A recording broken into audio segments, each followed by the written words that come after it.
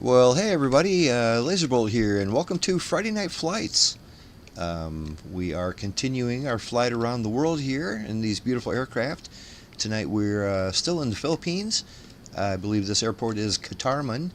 It's a really nice place. We're going to be getting out of here in about 4 minutes. So, yeah, sit back, relax, grab yourself a drink and a snack, like and subscribe, and join us. We're going to have a good old night. How's everybody doing tonight? Happy Friday, guys. Doing good. Happy Friday. Happy Friday. Thank you. Yeah, it's good to see y'all. See, we had Captain Hopper already saying hi up in here. Also, Kubi Montana saying hello and good flight. Yeah, that is our buddy Kubi Montana right behind me in the Midi-Life Rex.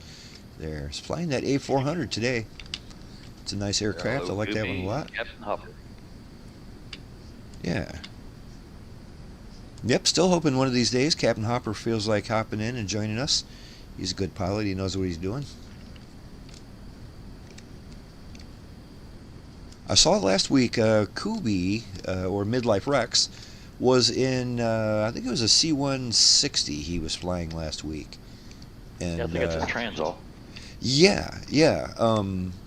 I couldn't see him, but I figured it's because I didn't have that model. So I was looking into maybe getting it or something just so I could see him properly.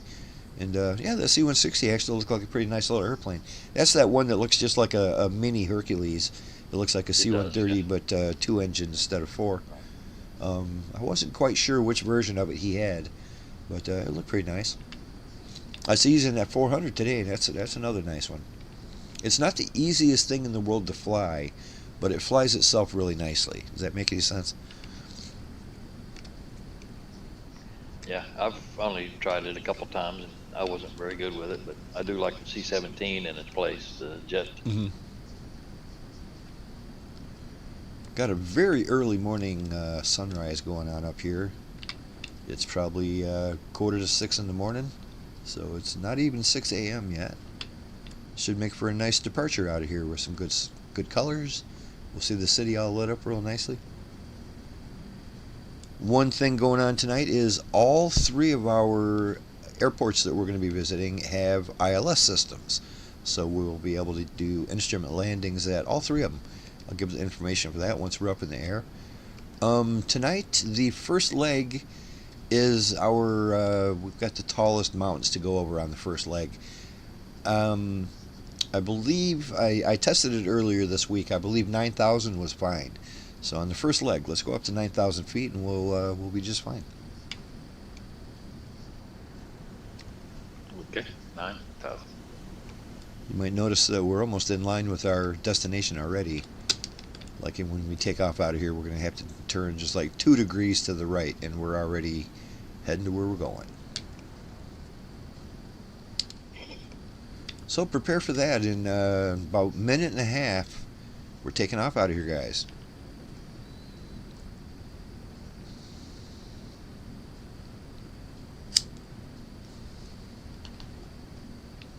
Hopefully everybody had a good week and staying warm, or hopefully a lot of people's weather's getting a little better. Had 63, 64 down here today in Tennessee. That's cozy. That's nice and comfy right there, yeah. Yeah, it was. It was pretty good. It was real windy, but I had to go out and cut up some trees that fell down. Yeah, we've been close to 70 all week. Oh, that's even nicer. Yeah, well, we haven't had. We've had like one little 2-hour rainstorm for the last month since like New It Year's. ain't been much, huh? And the only rain we've had when we're supposed to be getting a lot of rain, and of course now it's supposed to start raining on Sunday when we're taking off. It's supposed to rain all week. Oh no. Well, hopefully it's still a nice little getaway, you know, even if you can't leave the RV too much. Well, we'll leave, but we won't be able. It ain't gonna do us much good to walk down to the beach because it just won't be able to see anything. It's supposed to be foggy and rainy. You know what my dumbass just realized? We're 5 minutes late. I didn't start the broadcast until 10 after. I'm supposed to start the broadcast at 5 after. We're late. If you guys are ready to go, let's go ahead and get these birds up in the air. I'm ready. Ready. I see Crow Air joining us over there. Flaps. Oh, good beans. Hey, Crow Air, right on, buddy. He said he was unable to join us last week, but I'm glad to see him. Yeah, I'm going to go ahead and spool up, and we're going to have to take off over the top of his head here, and Lazerbolt's rolling.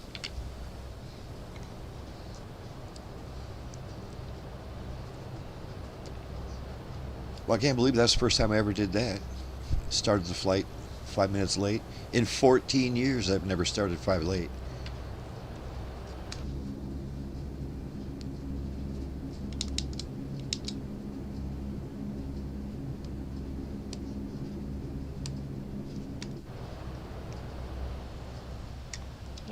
I may be over top of you again here from trying to hold back. That happens. That Dirty 30's got a lot of horsepower, and so does that A400. Yeah, well, I just ran up the backside of the A400 till he got going, and then he finally pulled away. I think he was trying to go, and then I stopped, and it kind of screwed everything up. Oh. All right, let's get these birds tied up and ready to go.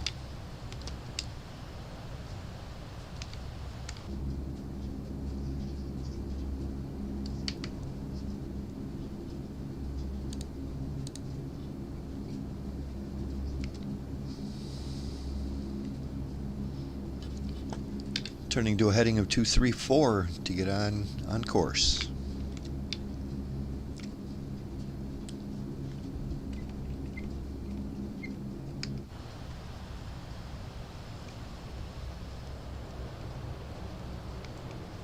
Yeah, we had a real nice day around here today. It was like 30 degrees, so that's by far the warmest day we've had in a couple weeks.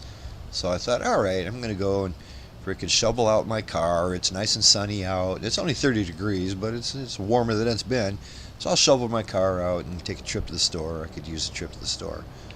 And I went out there, and the snow was up to the windows, and then there's a foot of snow on top of that. As in, there's a foot of snow on the roof, a foot of snow on the front of the car, a foot of snow on the back of the car. So I'm getting all the snow off of my car. I got my broom out there. I got my shovel out there. I'm digging it all out. And I sweep off my hood, and I realized, well, my hood's kind of open. How come my hood's open? That's weird. And then I realized, oh, my hood's all smashed up. Somebody ran into me. Somebody smashed up the whole front end of my Camaro. It's like, oh, well, that's great. Yeah. Now I can't close the hood. I can't open the hood. The entire engine compartment is full of snow because it was basically cracked open for the last couple weeks. And yeah, my car's in bad shape. I was not very happy about that. Gosh, I can imagine. But what are you going to do? Whatever. There's no way I'm ever going to figure out who it was. I've got it narrowed down to, I know it was a truck, and they backed into me. It was probably somebody else in the parking lot. It's a big city parking lot that I park in, and there's always 30 cars there. So somebody backed into me. Who knows? It could have happened 2 weeks ago, and I was just found out now. But it was a tall truck. Their tailgate backed right over my hood and crinkled my hood right up and don't close anymore now.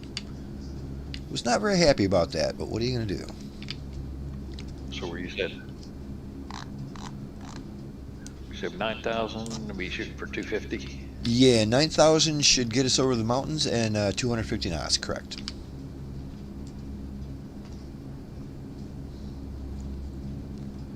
I'm crossing through 8,000 right now. I'm going to be holding 9,000.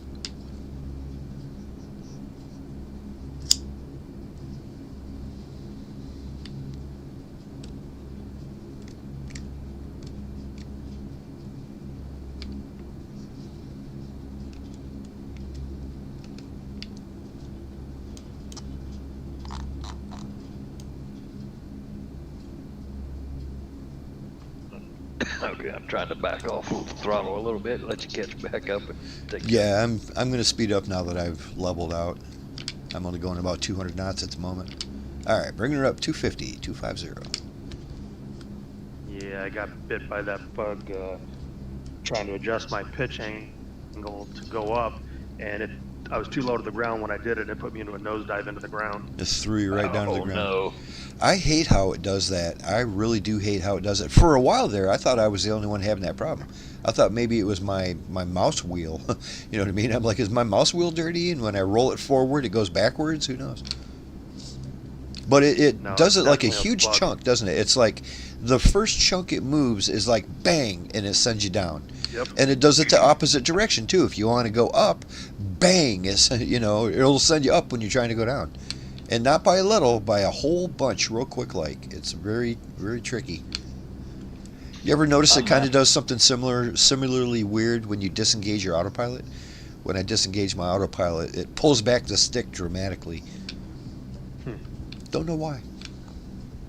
I mapped it to my yoke, a little toggle button there on my yoke, so I don't have to look down to Yeah, roll that wheel. right. Me too. Especially because it always throws you so far out of whack. Now at least I can kind of be holding my stick in the right place when it does that. And that's only on the Dirty 30. It doesn't do that in any other aircraft.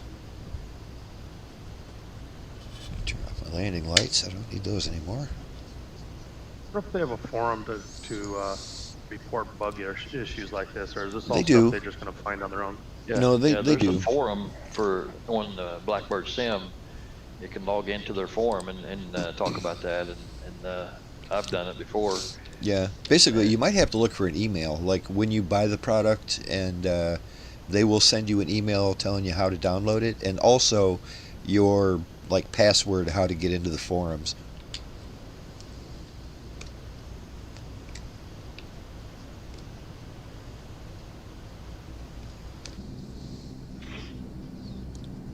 I've only checked out the forums for like trying to find, you know, information about problems I was having, not necessarily to leave an issue.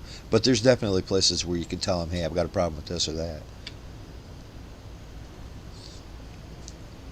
And it's weird, like usual, you know, where you're looking for information on something, you'll see everybody's having a problem with something, but it's not the same problem you're having.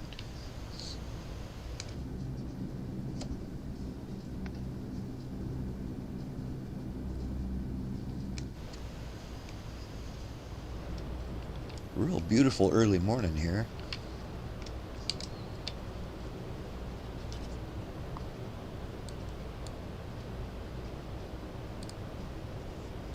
Well, our first destination is going to be Romeo Papa Violet India, a place called Iloilo or Iloilo.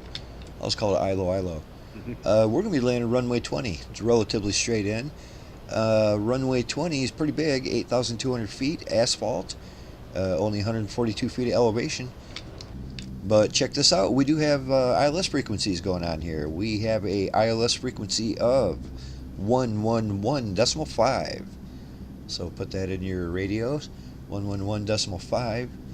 And that is at a heading of 202 degrees. Bob, do you have, is it giving you, like, how far away are you from the first airport? About 115? Mine's showing 130. Okay. Because, yeah, that means my flight path is screwed up a little bit. Not too bad. I'll just fly by hand or by the heading bug.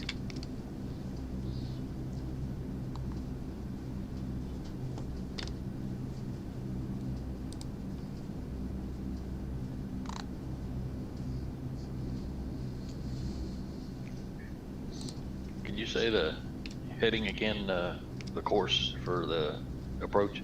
202 on there, runway 20, 202. 202. So put that in right now and I won't have to worry about it later.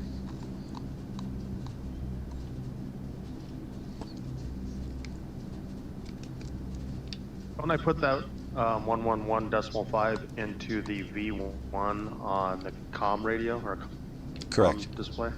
Yeah, like you can do it on the master unit by doing the nav. You know, there's a comms and a nav. You can do it that way and put it into V1. Or, like you said, there's a little comm panel, like a little digital pad right up on the dashboard. If you do it quickly, you can enter it there. Like the center button does nav. What It's do you like mean the you- center button does? If you, Yeah, like talking right about above up the on the- display.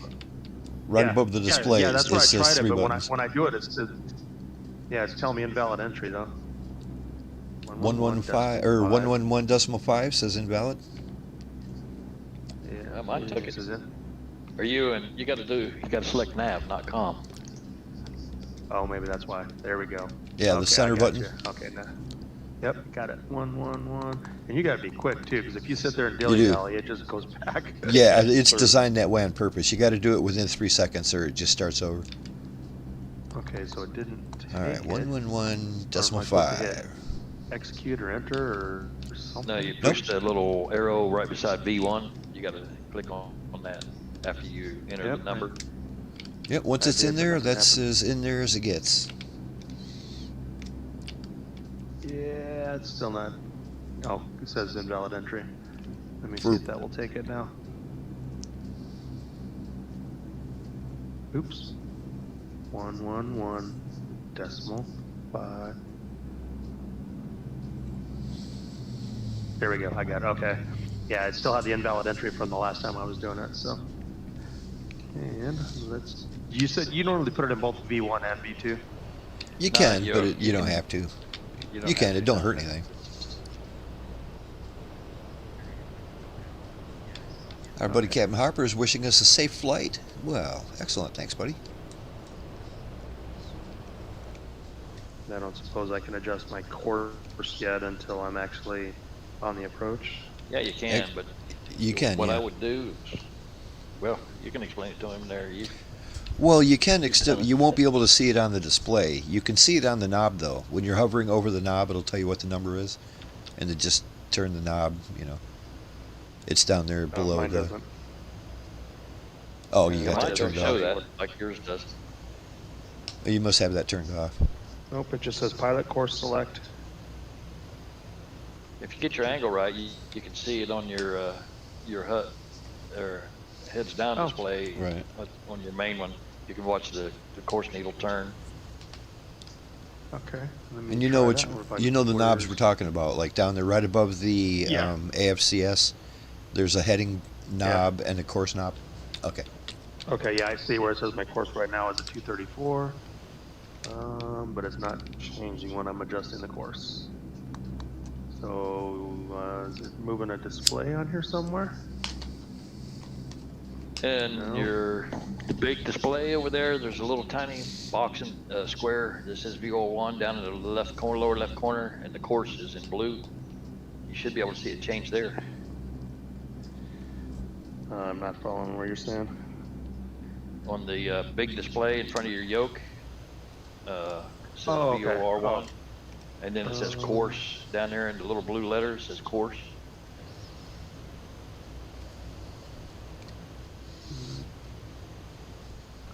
Not, yeah, nope. But you have to have your CDI set to VNAV. Or not VNAV, but to VOR. Yeah. VOR1, yeah. But you got to change your CDI from INAV1 to VOR1, like you said, and then it'll ship your course. You really Okay, should so I watch just that wanna- video I made, Longhorn. It is all about that specific aircraft. Yeah, well, I had weddings to plan for. It sounds like you were a busy guy this week. That went well, I hope, huh? You married your daughter and got them all off and ready to go? That all happened in your backyard? No, actually, it was in the living room. Oh, even better. The kids hung out back in the backyard. All right, on. Hopefully why everything did went I- off nicely. Yeah, this thing just sent me into a big circle when I changed over to VOR1. You got to set your heading hold. Make sure your heading hold is on before you change anything. Yeah. Make sure your heading is in the right direction that you're flying, and then hit heading hold, and then switch to VOR1 and change your course. Otherwise, you'll be flying in circles. Yep, that's what I'm doing. So let me go back to got my heading bug in the right place, and I'll hit heading, and now I should be able to go to VOR1. Now you Now got when I it. There you just- go. Now when I hit the course, it should.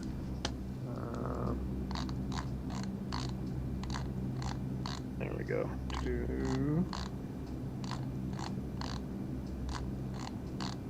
Okay, there we go. At I see the very bottom left corner now. 202, you said? 202. I'm way off. I'm going the wrong direction too. I'm at 000 right now, so I should probably go Oh, lower yeah, that. then no wonder you're going around a circle.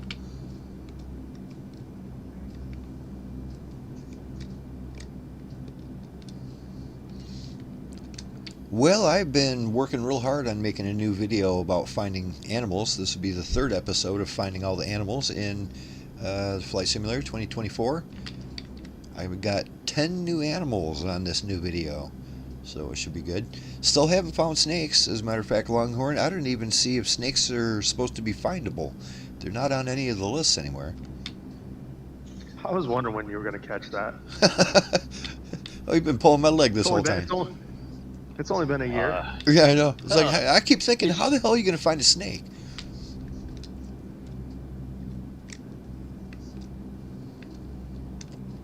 Okay, let's see.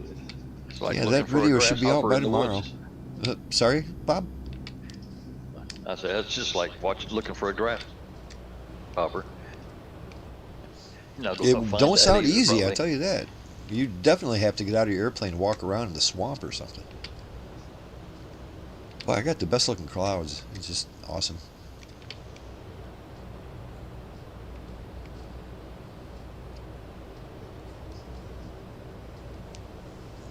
If I switch to iNav1 to get back on the pink line, when I switch back to VOR1, is it going to wipe out my course setting?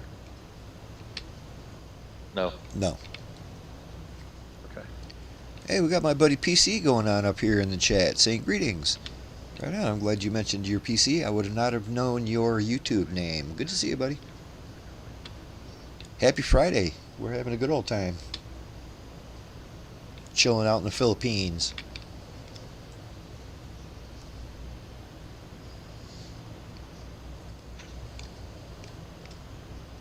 I haven't noticed yet what Crow Air is flying, but he's always in something pretty cool.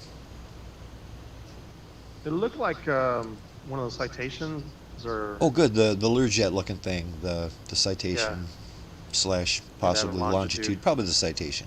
That's a good aircraft right there. I like that. Very modern, very all the bells and whistles, and it's pretty easy to fly. You know. I just looked at his tag. It says PC-12. Oh, PC-12, that's a good one too. Can a PC-12 keep up with us? Not sure. Yeah, I'm not sure. I know it's pretty fast. I mean, for a 2.5 small miles prop. behind us, so he's going okay. Yeah, for a small prop, it's very fast. I've got one of those in my cargo company.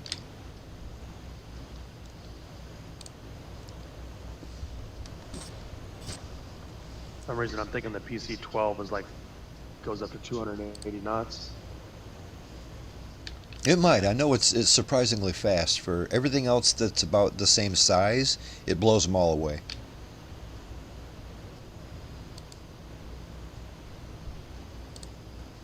All right, buddy Coast says hi. He's watching the stream. So, hey, Coast.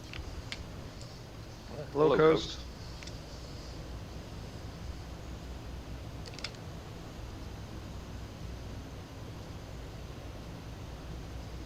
Howdy, folks. Oh, there he is. Hello. He hopped right in. Good to see you, buddy. You staying warm over there in Buffalo? It's an Arctic festival. Isn't it, though? Yep, it's been nice around here, too. It was finally nice enough today for me to go out and try to shovel my car out. And it was like 30 degrees, so you might be 30 degrees tomorrow. It's supposed to get cold again tomorrow, though, for us. Same here. I think we got about 15 degrees right now, and that's not too bad once the sun goes down.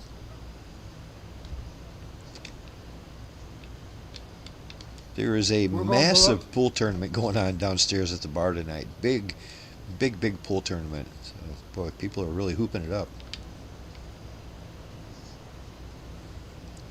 Yeah, we're supposed to get really below zero tomorrow. Over your top, over top of you now, Laser. Yeah, I saw your shadow, so I looked up there. I still love that that D-Day stripes paint job you got going on. That's a pretty cool looking paint job. on that stretched version of the Dirty 30. I did that by hand. I'm just kidding. That must not have been easy. Remember the old flight days where I put the D-Day stripes on the C-46? Oh yeah, yeah. It might have even had, yeah, it might have had the same number, the W7 on there. I even remember seeing, if I'm not wrong, I saw a picture of you sitting in the cockpit of a Goonie bird. Yeah, that was a W7. Oh, okay.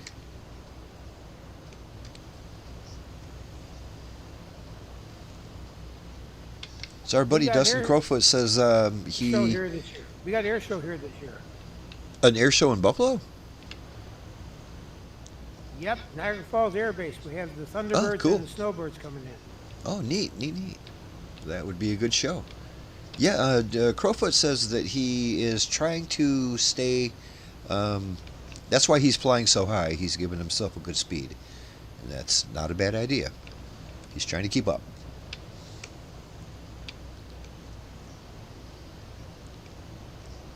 So when's that going to be? Obviously in the summer sometime. Probably. They probably don't want to compete with Oshkosh, so it's not going to be in that month. It's the middle of June.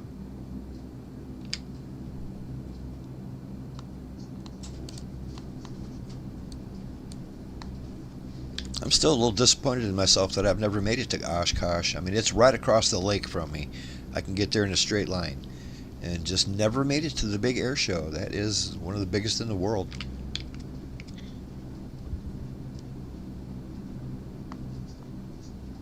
Been there twice.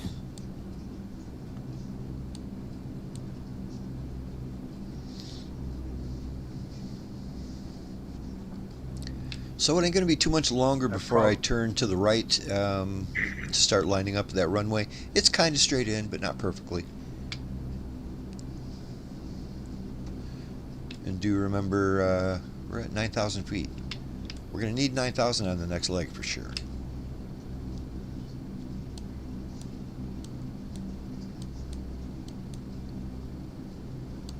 Showing 65 out. Roger that. Thanks for the update. Yeah, if I had a little nav map open, I'd be able to tell, but nope.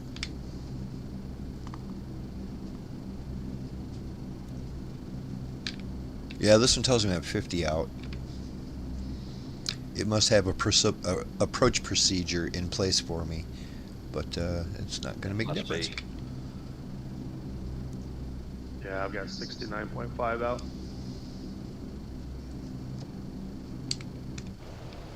Oh shoot, I forgot to look at the altitude of that airport. What does it say? It's not much, Oh, about it's pretty low. 240. It's pretty much sea level.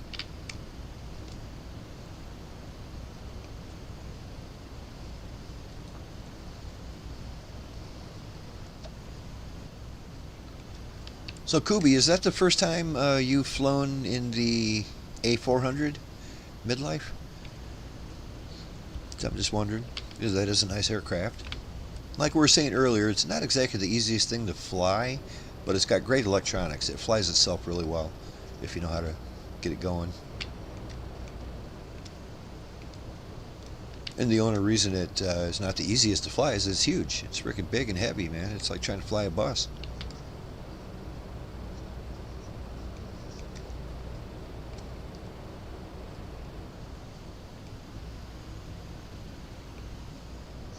Alrighty, it's probably not too damn soon to go ahead and drop down a little bit. I'm gonna begin descending down to I'm gonna bring her down to 4,000. Yeah, 4,000 should be just fine to get underneath that glide slope.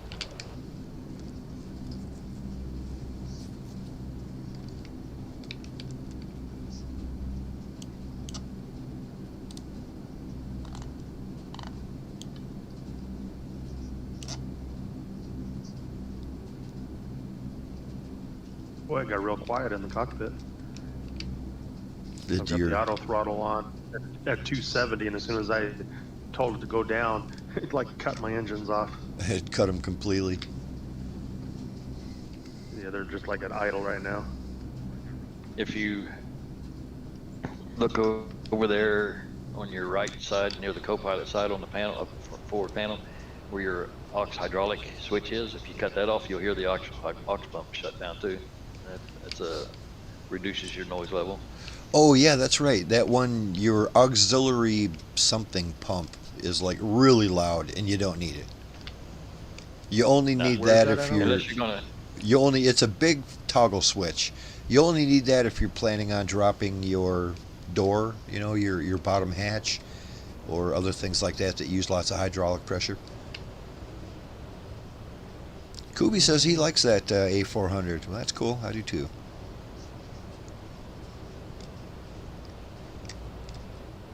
you see where it's like it's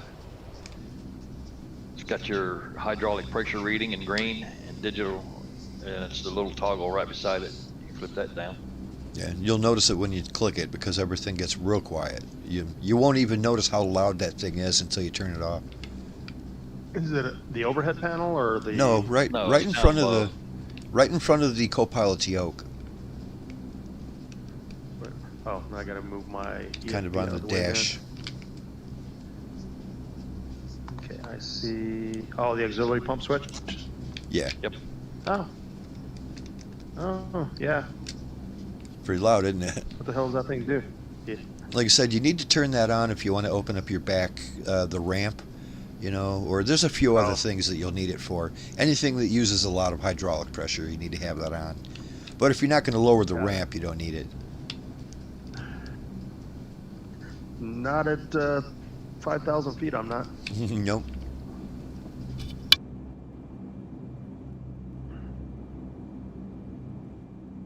All right, I should probably. Oops. Put that back. I'm going to turn just a few degrees to the right here. 45 out, 44 and a half out. It sounds like I started descending just in time.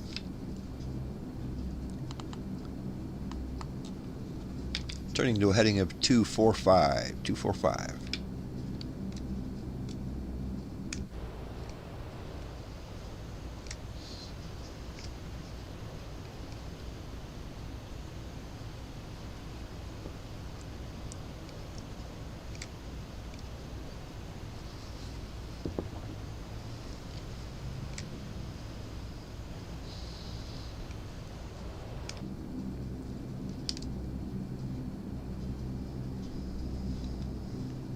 Got some decent rain showers headed to the north of the airport. It looks like where the airport's at's pretty clear. Oh, you got live weather. Yeah. Right on. Other than that, what's it like? You got good visibility?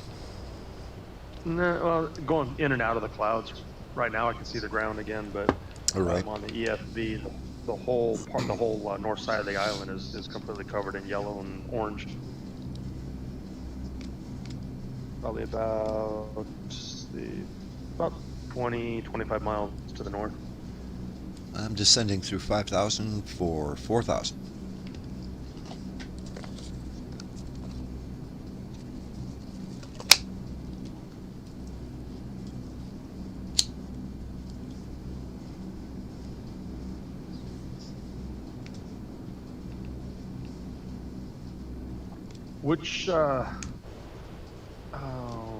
Which page do you get rid of the pictures? It's the main lobby, right? That you get rid of them every week.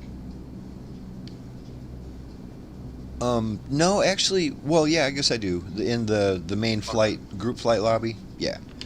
Usually I'll leave the pictures up Yeah, all week okay. long, just so people can check out the flight that they just missed, you know what I'm saying?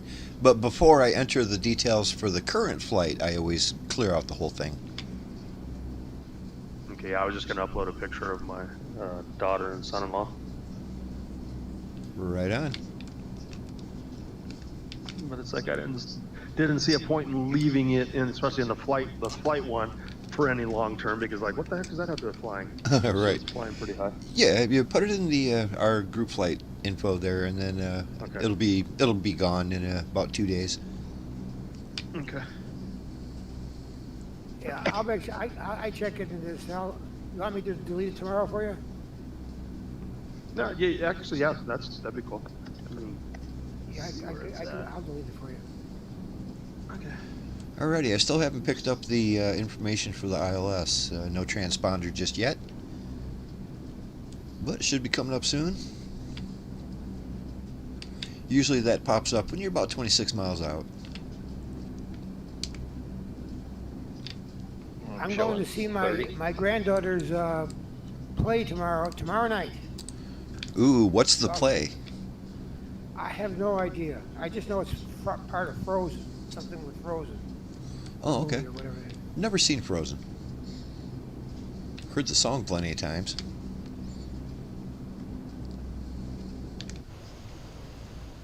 $28 miles out. 28 out, roger that. I should be picking up the telemetry here any minute. Picking up that beam. That happens, this will all go weird.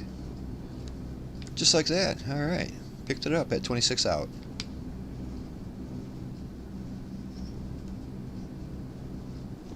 Well, I'm going to go ahead and engage that the ILS beam.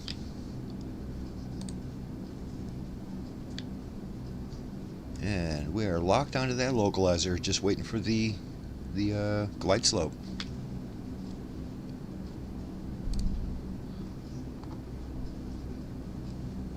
Oh, look at the nice couple. Cool, man. You said they've been together for years, huh? 9 years. 9 years. Okay, well, it's about time. About time she made an honest man out of him. Well, neither one of them realized that the other one really wanted to get married. It's like, that's not something you guys talk about? And when they decided to talk about it, they're like, yeah, let's do it. Yeah, I had about a 6-week notice. Yeah, that's cool. It's the happy couple. I love it.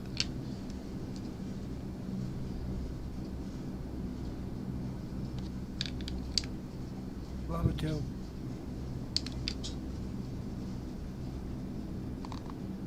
Oh, I should have had her check in tonight, because he'll be working. I had to reset my course, but we're back on course.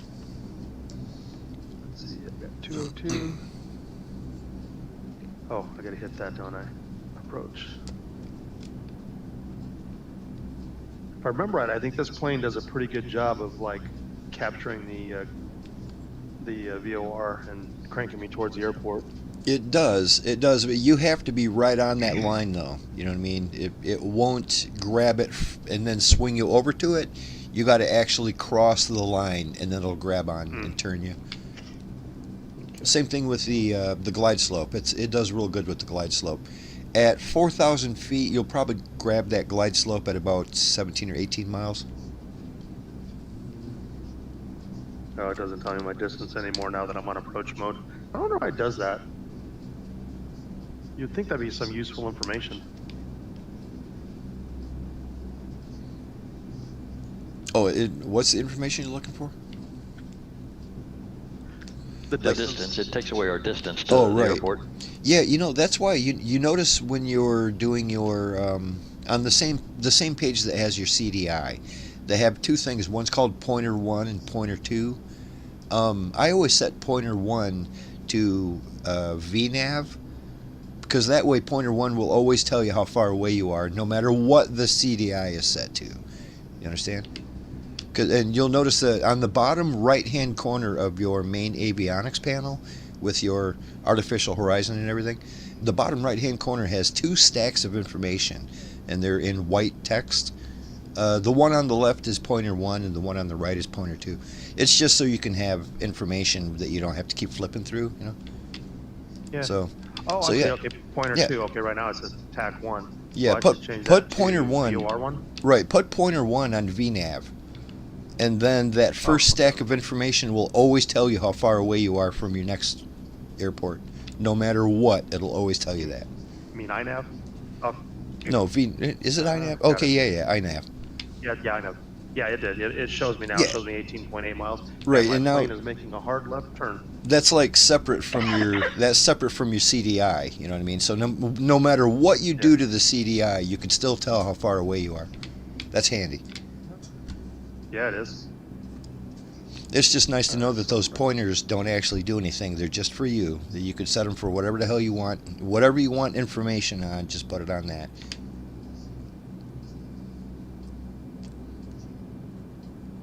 Well, I'm 15 miles out. I've got the glide slope. It is slowly descending, and I'm going to be latching onto it here pretty soon. It looks like when I'm about 13 miles, I will be fully established, coming in runway 20. About time to start slowing down a little bit.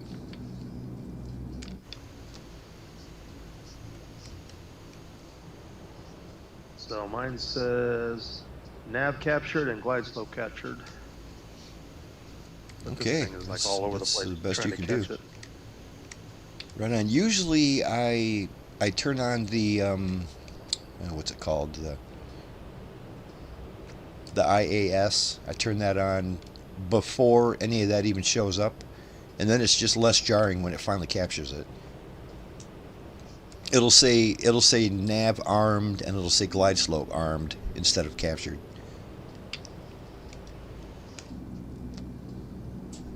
Alrighty, I am fully established at 11 miles, descending into the airport. I'm glad I'm on an ILS approach because I still don't see the runway. Actually, I do see the runway. Never mind. As soon as I said that, I saw the lights. Alright, slowing down. Looks like a good approach.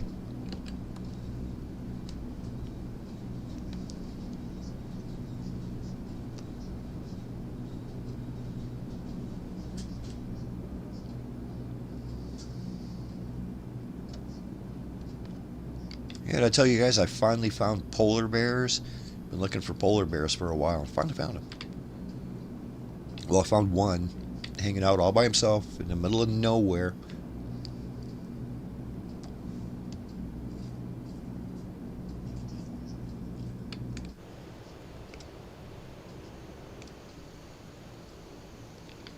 Hey, Longhorn. Looks like you're trying to occupy the same space me. I don't even see you. You almost hit me. We're at exactly the same altitude. And now you're going to swing around and almost hit me again. I see you're doing a little bit of fishtailing as it's trying to catch up with that localizer. Yeah, it keeps going. Yeah, back and forth. Here, I'm going to slow down a little bit. You get ahead of way me. too fast. I'd rather have you ahead of me where I could see you anyway. Let's see. Okay, I see the runway now. Going gear down. Oh, shoot, my wheels aren't going down. Oh, you must be way too fast. There we go. There we go. They came down. Right on. So now I should be able to go down to about. I'm going to go ahead and get in 130. front of you here, so don't be scared. Go ahead. All right, so I should be lined up and on the glide slope. Ah, there you are. Hello. That's funny watching you two. I know. So somehow we managed to not hit each other. I mean, that was close. Yeah, it was funny. Yeah, I was just back here admiring it all, taking it in. Yeah, remember this is like an 8,000-foot runway, so it's huge. We ain't gonna have any issues there. When you get down, back taxi to runway 20, and when everyone gets here, we'll take off.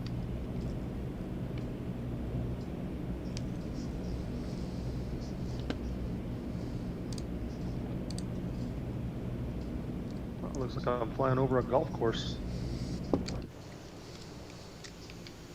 Oh yeah, I bet that is. Got some green grass.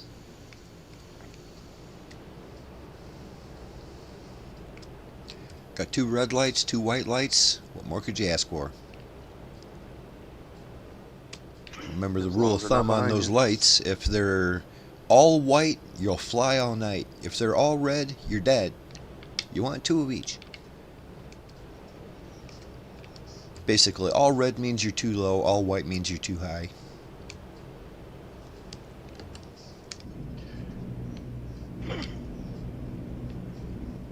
See, they got their trees a little too high here.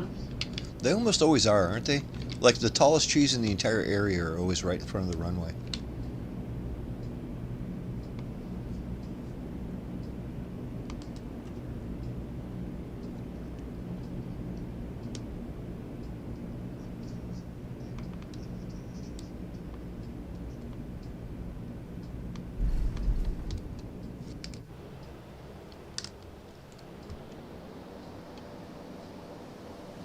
Try to get off the runways before you hit me. I knew you were close.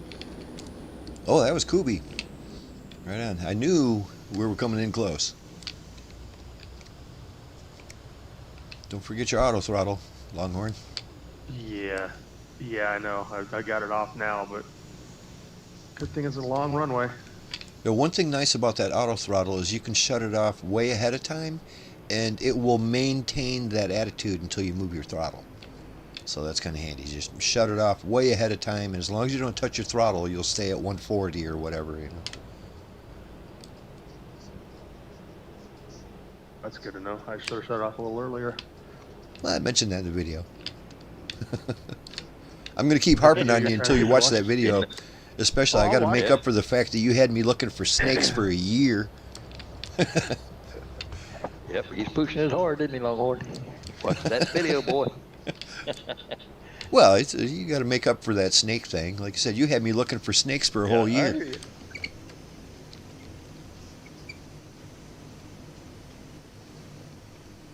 All right, lady, you need to shut up. Tell me about my autopilot. Oh, I know. The autopilot in there never shuts up. The bitching Betty, they call it. There's a button on the yoke that you can push. Yeah, I pushed it. I just turned down the volume of it, and she never says anything to me. Or he. I think it's a he in the Dirty 30. No, it's a woman. Oh, is it? You might be able to At least switch. in mine. Well, so the thing I don't like is, like, I mean, I get it if it's a helpful hint, but it complains about everything. And it's not really complaining. It's just telling you what's going on. And I already know what's going on, you know. Only tell me if it's like something that's going to happen bad, you know. Don't tell me every little thing. Because it sounds like you're doing something wrong, you know. It feels like I did something wrong, and it's like, no, I did everything perfectly. But it just keeps telling you, you're too high, you're too high, you're too low, you're too low. It's like, no, actually, I'm just right.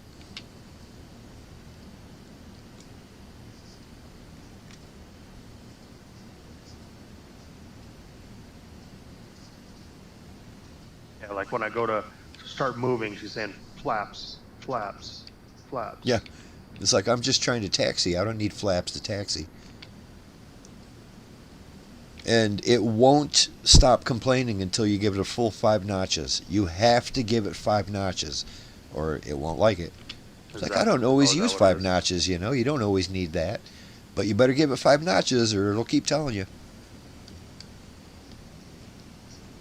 Did you say 5 nachos? I love 5 nachos.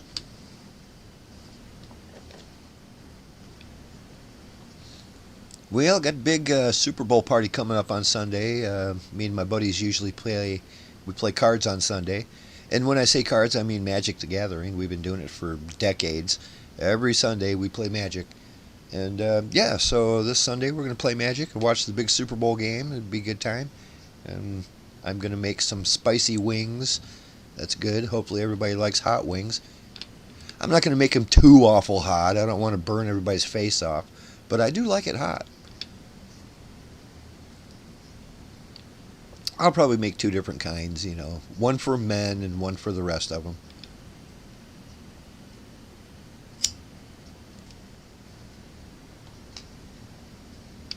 Of course, my rule of thumb is I love hot food, and the hotter the better. But damn it, it better taste good first. Number 1, first sensation must be delicious. And then it can burn your face off. It doesn't matter. You know, but it better be delicious if it's going to be hot too, you know. People are like, oh, you got to try that Da Bomb hot sauce. It's the hottest thing you ever had, Da Bomb. And I tried it, and it is the worst tasting crap ever. It tastes like diesel fuel. It's awful. Absolutely awful. Sure, it's hot, but it tastes terrible. That's not the point of food. We do a pretty good job on wings here. Hey, I used your wing recipe that you sent me, and it was delicious, man. I used the sauce you sent with me and everything. It was great. Those were great. Just the right edge. And you would think people in Buffalo know how to make some good wings, and you'd be right if you thought that. I'm making buffalo wings. I'm not going to make buffalo wings, just spicy. It's, you know, the difference is it's just the buffalo sauce. I'm not putting buffalo sauce on there, but it will be pretty spicy. I got some like some garlic rub kind of thing that I'm putting on there, and I'm going to put that on top of the hot sauce.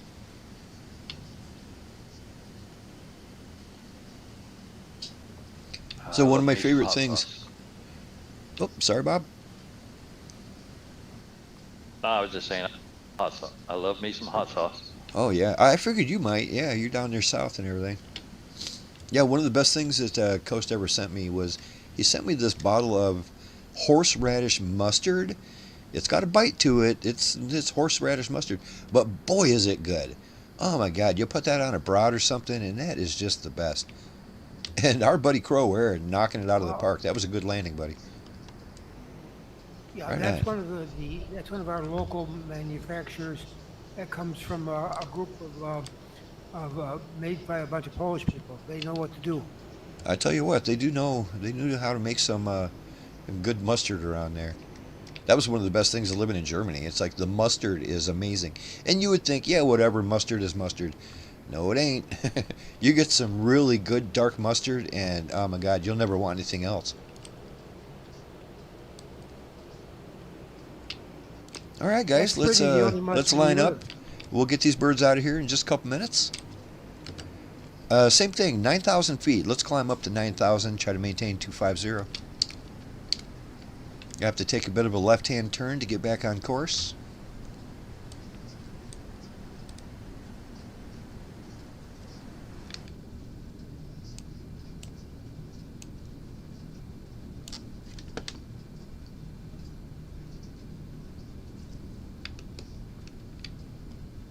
Hit that reset button to stop that blinking yellow light. There we go.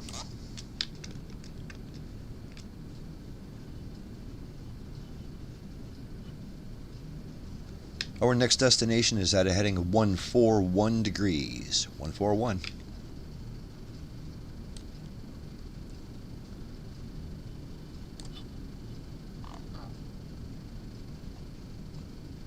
Pretty close to pi. It is, isn't it?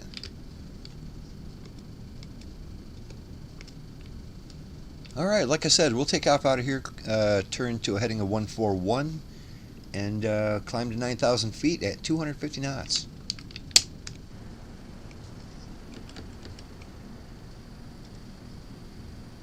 Looks like everybody's about ready to go. Let's get these birds up in the air. Lazerbolt is spooling up and rolling.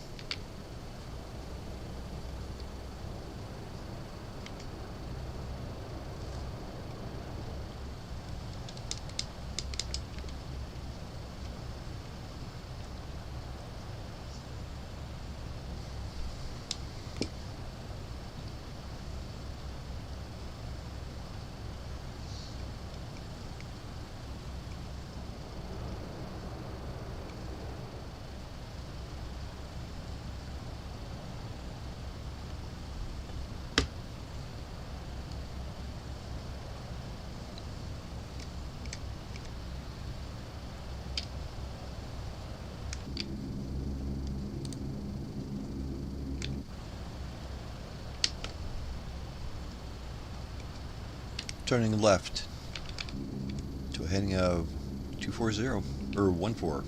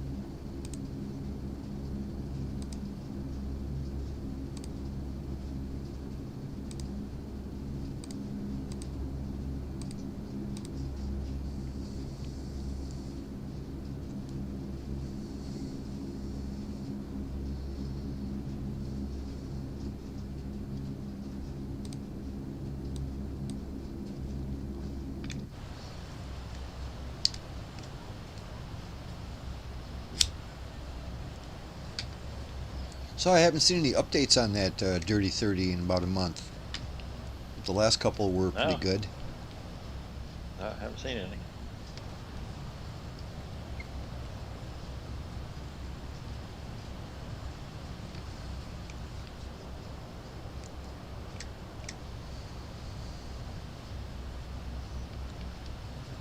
We have a guy up in the air with us called Wispy Tugboat. How about that, Wispy Tugboat? If you're listening on the stream, howdy do. Happy Friday, buddy. Cool name. I like Whimsy.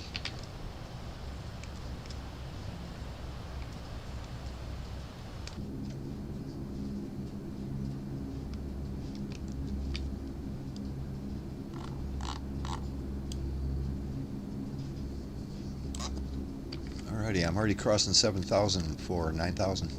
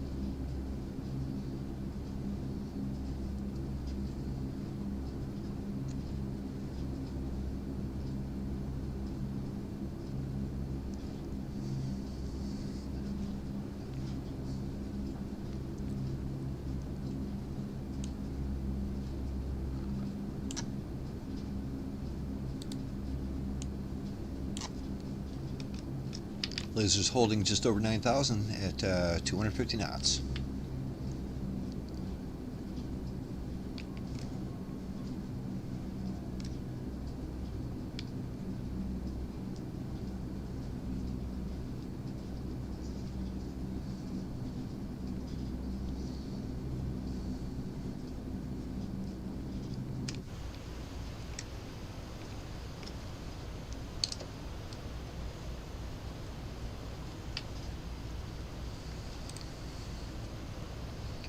All right, And you now remember we're to switch established. back. Sorry, Bob. I was just mentioning the Longhorn. If you remember to switch back to iNav from your VOR. Yeah. Yeah. Okay. Yeah, I'm on the pink line. That's the part I always forget. Yeah, I do too sometimes. How about a little information here on our next airport we're going to visit? We're looking at Romeo Papa Michael Lima. It's Cagayan De Oro. We're going to be landing runway 19 when we get there, so count on that, runway 19. Once again, it's a pretty big runway, about 8,000 feet. We do have a little more elevation than last time, so be aware that we're at 594 feet of elevation, almost 600 feet. Not that big a deal, but if you're not aware, that could take you by surprise. We do have an ILS, again, another beautiful ILS approach here. Let's do the frequency of 110.1. So 110.10. And that is at a heading of 194 degrees magnetic. 194 magnetic for runway 19. Count on that. So I'll put that in right now. We got 110.1.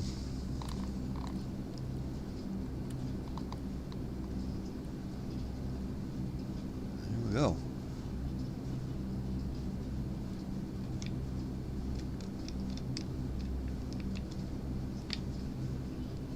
And 194 for our course heading. Beautiful.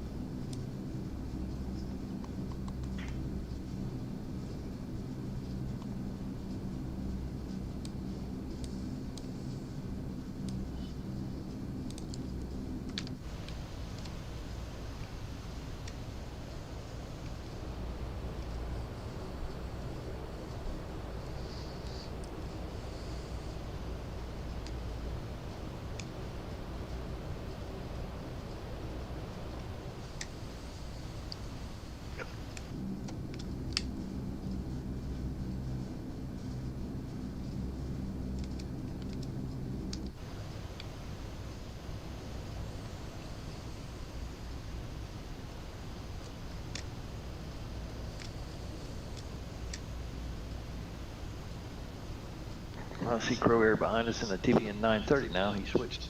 Oh, he switched up. I think the 930 might be might be a little faster. Oh, right on. Well, it didn't look like he had too much trouble keeping with us on that last one. He had to climb pretty high though, but he got there just only a minute after we did.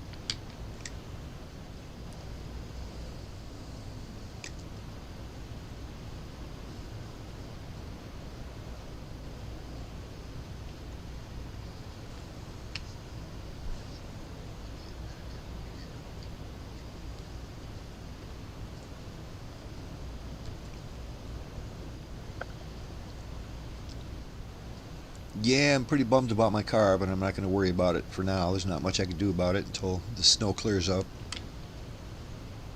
I've already talked to a couple people, and they're like, oh, you can just replace your hood. Well, it's like, that's not ideal. I know I can just replace my hood, but, I mean, I don't want to. I don't want to have to replace my hood, it's because somebody backed into me. Everybody acts like it's no big deal, and it's like, yeah, it kind of is. I mean, it's a 2001 Camaro, and I know I shouldn't be leaving it sitting in a snowbank, but that's the way it is. I don't have a garage. It has to sit in the parking lot, and somebody backed into me with a big-ass truck and crumpled up my entire frickin' hood. Any chance there's cameras in the parking lot? No, I already looked all over the place, and the problem is also, I have a bra on the front of my car. I have a nice leather bra on there. It's a red car with a black bra. It looks great. Well, it used to. And, well, the black bra protected it, so there's no paint, you know what I mean? If I didn't have that bra on there, I could at least see what color paint the guy had.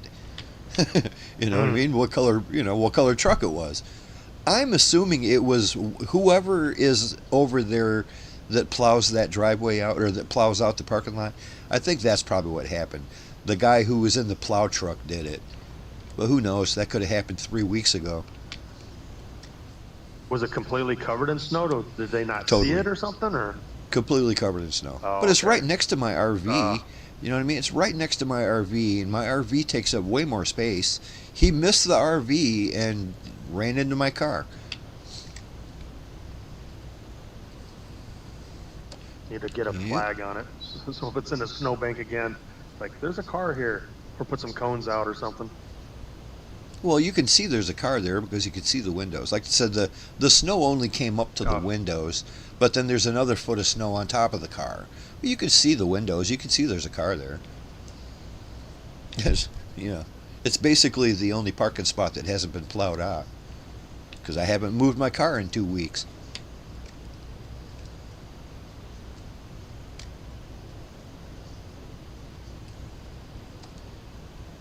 I don't tend to drive my Camaro too much in the winter anyway, just because, I mean, my 2001 Camaro is not built for the snow. I'll tell you that right now. It is not built for driving in snow.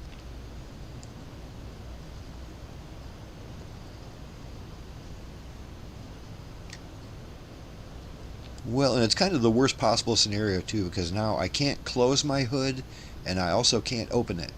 So it's just sitting there. And like I said, since it's been snowing so hard these last couple weeks, the engine compartment is just full of snow. It's just packed with snow. my entire engine is covered in snow. That's not good.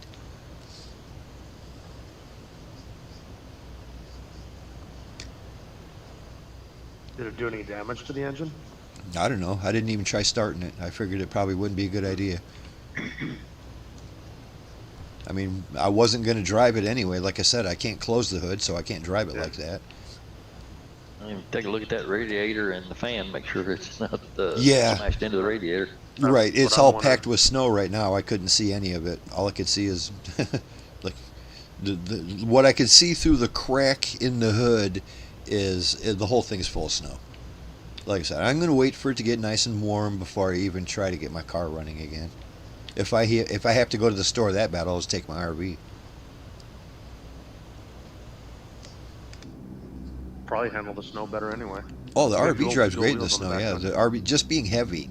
The RV's heavy as shit. It drives great in the snow. Plus, it's got the big dual tires in the back, like a truck does.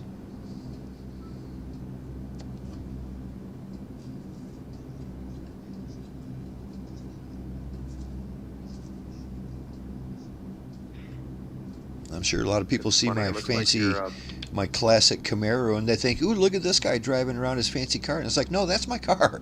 That's my everyday car. That's the only car I could afford. You know what I mean? Years ago, I bought that thing for a couple grand, and I fixed it up, and that's my car. I'm not driving it around because it's a fancy classic Camaro. It is. It's a nice fancy classic Camaro, but I got it super cheap. That's why I drive it. It's the only car I could afford.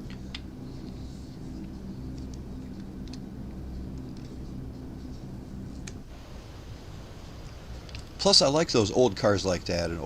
It's old enough to where I can still work on it. You know what I mean?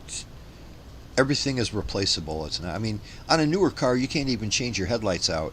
You got to take half the engine apart just to get to your headlights. Not this one. This one is like you can just work on it like it's a regular car. It's all right. I went over one night to change my mother's battery in her Dodge Journey. It's like, yeah, I'll pick you up a battery. I'll take about 20 minutes to swap the battery out. You had to pull the passenger side front tire off and the inner wheel liner to get the battery because it has to come out through that. It's like, what the heck were you guys Get the hell thinking? out of here with that. You know what is that is they're trying on purpose to make it hard to work on a car. It's like, get out of here, man. And that's why every time you get your car worked on, it costs a couple grand, no matter how easy it is, because it takes them 2 hours. Who was it? There was just a big news story now. I think it was BMW now. They're going to these specialized bits or screw bits that only they have the specialized tool for. Absolutely. It's like that's like It's almost I'm criminal. Sure, you know what I someone will mean? eventually come up with that tool or whatever, like- but it's dumb. Cars There's no are reason one to of do those that. things that it's like, if you're a man, you can work on your car. That's all growing up, I've worked on my car. Every car I've ever owned, it was easy to work on. There's not that much to it. You don't have to have a college degree to work on a combustion engine. They're simple. Not anymore. They're not. It's the same thing as like you said with changing that battery out. If you tried to change your headlight, it's the same thing.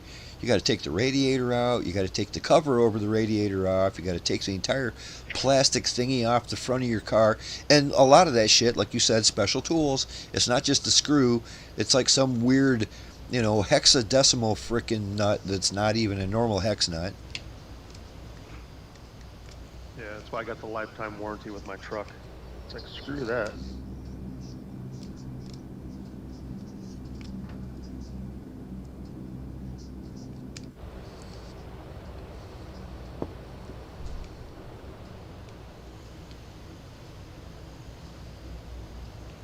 Well, like I said, at least my car is easy to work on. Once all the snow melts, I can get it running again. I don't know that it don't run right now, but I'm assuming it ain't going to be, it's basically like my entire engine is underwater right now. It's just full of snow. It can't be good for it. But like I said, at least I'm confident that I can fix it myself, no matter what it is. Yeah, we got the other brother in Crowfoot just joined in, it looks like. Right beside you. Oh, wait, this guy's doing some stunts up here. Look at that. Yeah. I was going to say, look, he must be flying something pretty fast the way he's flying around like that. Yeah, it says he's in What a he's in. 737. That don't seem right. But it also says he's in F-52. That seems a lot more like it. Yeah. That was definitely a Delta maneuver that he did right there. Which, by the way, that was pretty fancy. That was fantastic. Definitely a high Delta maneuver. We stalled it on purpose and then went into a flat spin and then regained control. That was pretty sharp.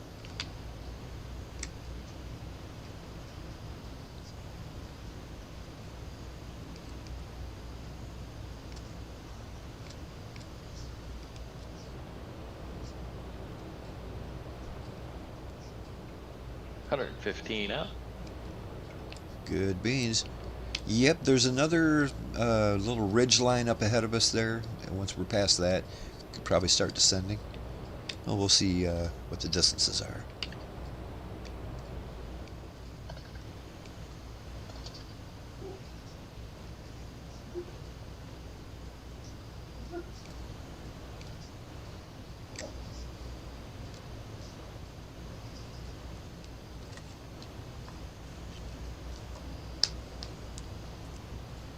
So they had the final episode of this season's Fallout. Don't know if anybody around here watches Fallout, but you should. It's a pretty good show. It's on Amazon Prime. And especially if you've ever played the game, you'll really appreciate the show. It is, I've never seen any kind of a movie or a TV show that has anything to do with a video game that is halfway as good as this. They really followed just the design of everything and the feel of it. It really feels like the game, and it's fantastic. It has the same humor, and it's really good. The season finally wrapped. Season 2 finally wrapped up, and if you get a chance to see it, watch that stuff. It's fantastic. Would you say it's on Netflix? It's on Amazon Prime. It's called Fallout. Oh, okay, Amazon Prime. Yeah, Okay. it's just Yeah, I saw fantastic. something about that. I've never completed a single. I've got almost every single. I know I've got like the first 4, but I've never even completed even the first episode, the first version of it. Right. But I've played around with them a little bit and never got into them. But remember they actually made a movie based off the game Doom. I don't think it was much of a hit because then you never really heard anything about it, but it was interesting to watch. It's just a bunch of basically blood and gore shooting. Right. Yeah, this isn't quite like that. This is just, it's got actually good story to it and everything. It just amazes me how they were able to keep it so close to the game. Because usually for various reasons, one of the first things they do when, they try to make a movie or show about a game, the director comes in and says, we got to change this, we got to change that. And the story's no good, we're going to write a different story. And the main character is different now. And, just the world doesn't even seem the same anymore. It doesn't even look like the same world. Half the times I'm like, why did you even bother calling that video game? I mean, most of them are just terrible. Have nothing to do with the game at all. And this is really good, like I said. And you don't have to be a big fan of the game to appreciate how great the show is, because it's really good. Good characters, good. One of the main guys is Walter Goggins. He's been in a lot of stuff lately. And he plays kind of a cowboy ghoul type guy, an undead cowboy sort of guy. It's fantastic. It really is good.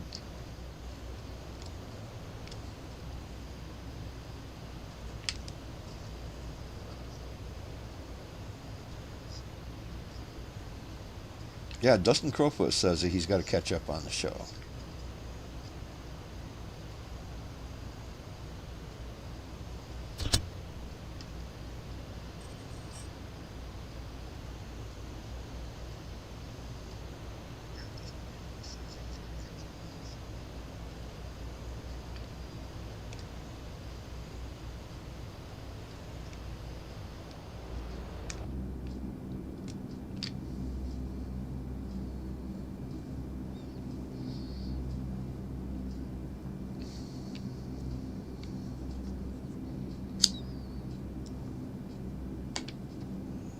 Yeah, it's one of them shows too that it's a little graphic, sure. It's serious. It has its serious moments. It's a shooter game, so yeah, it gets serious, but it just has this light tone to it. This real, I don't know. It's just this undertone of not seriousness, and it's more fun than shocking. You know what I'm saying? I mean, just silly things. Like in the first season, they had this one guy, and he's trying to get all the way to Las Vegas, and he's got some special stuff that they need. He needs to get to Vegas, and they're it's a long story, but he decides at the last second there that he's never going to make it to Las Vegas, and they're never going to be able to carry his body. So he takes poison and tells them, "Whoop, you got to cut my head off." That sounds kind of grim, but it was actually kind of funny. It's like, shit, you're right. It would be way easier just to carry your head to Vegas than to carry your entire body. Like I said, it sounds kind of grim, but it's got a great sense of humor to it, and it's fun. It's a good fun show.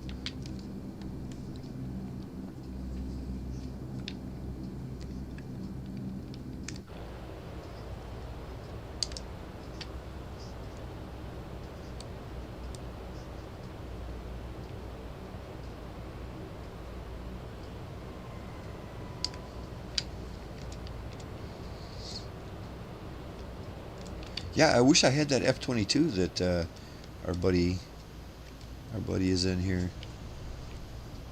Crowfoot. Because all I see him in is a big 737. It looks like a jumbo jet doing all these awesome maneuvers. But he's clearly an F-22.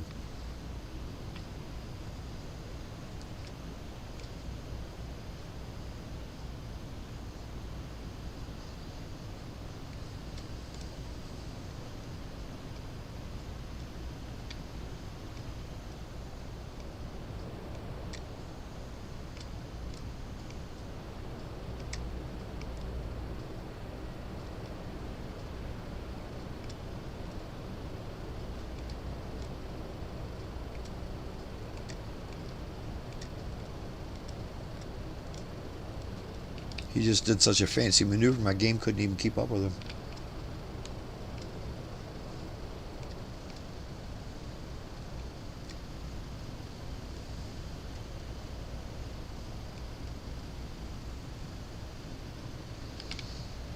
So we are really getting close to the end of the Philippines here. I'm sure the beginning of next week's flight will almost for sure still be in the Philippines. By the time we land, I'm not 100% sure where we're going to be. We won't quite be in Australia just yet, but that is where we're heading.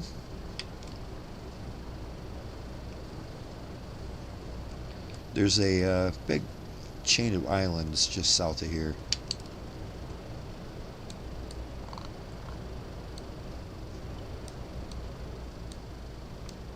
Landed in some farmers' fields on the way. Yep, tried to land on some, I don't know, boat docks or something.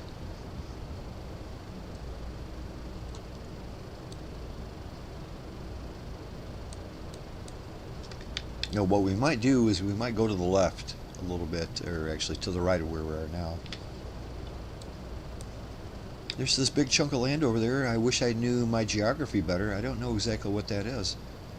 It's just a little island. Well, not a little island. It's a big one. It's south of... Well, I know up there is Cambodia and Vietnam. So what's south of Cambodia and Vietnam? That would be Taiwan, would it? You got Thailand is borders Vietnam, but it's not that little island or that island that you're referring to, though. Yeah. It's a pretty big island. We might head off to that way. I'm thinking we'll probably bounce over here and then go over here and then cross over to Australia.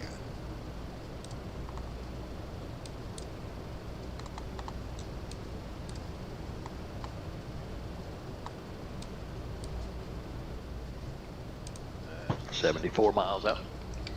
Oh, right on.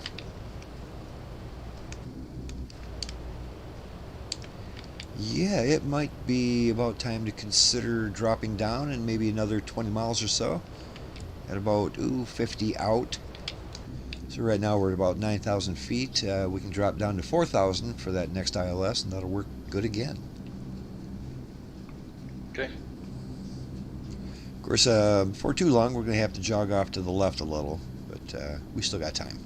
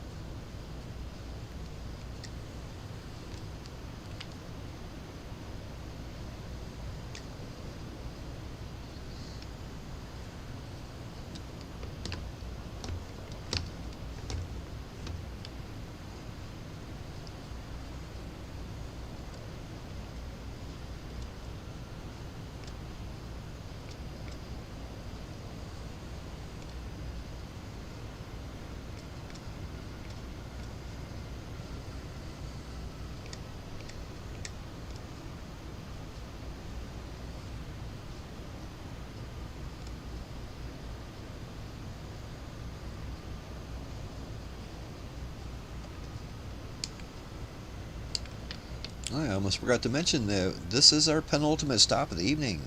So when we get down over here, we're going to take 10 minutes, take a little break, grab a snack, grab a drink, use the restroom, go down there and like and subscribe.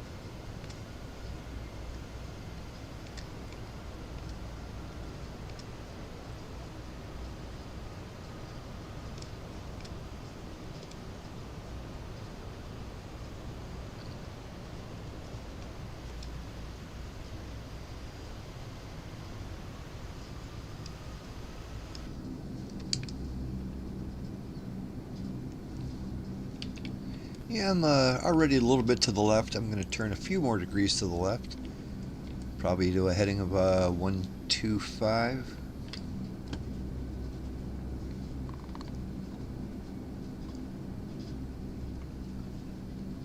I'm going to begin descending here soon. 5 miles out. How far, buddy? 55, or just under 55 now. Right on 55. Yeah, it's probably not too soon to go ahead and drop her down. Yeah, got about 5,000 feet to lose. I'm going to slowly start dropping it down to 4,000 feet.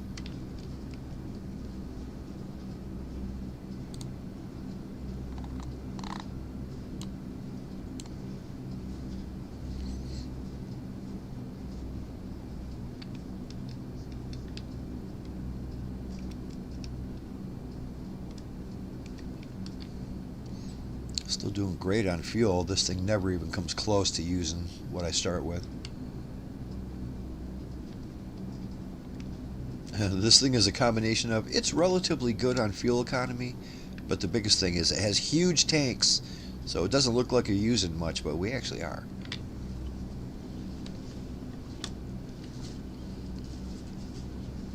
Hell, you guys even have those external tanks. I think I can fake having external tanks, but you can't see them. You can actually see yours.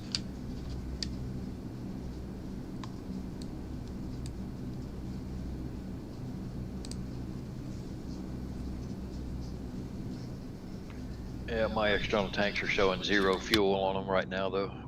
I'd have to transfer it over. Yeah, I can't imagine a scenario where we'd ever need it. I mean, if you had full tanks with full external tanks, you could probably fly 20 hours. Well, I don't know about that far, but you could fly a long ways. Yeah, you can go a long ways. Yeah, I still had 25,000 pounds of fuel on board.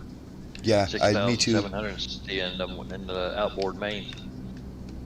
Yeah, I started with 30,000, and I'm down to about 25, just above 25. So I haven't hardly used anything.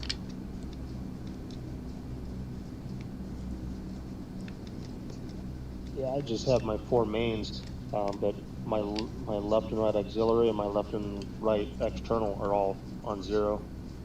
Yeah. So I don't know how I would fill those up if I wanted to, or just by filling it, they automatically goes into those. But if you want to put more in, you can do transfers using your overhead fuel panel too. Okay. Yeah, even my main one, I'm still at 6,600 pounds, and it's got a capacity of 8,600, so I've only used 2,000 pounds out of the main one, and about 1,500 pounds out of main 2. That's not much. Yeah, no, yeah, all four of my mains are all like 6,500 pounds in them still. So I could fly this thing for hours on just the fuel I took off with.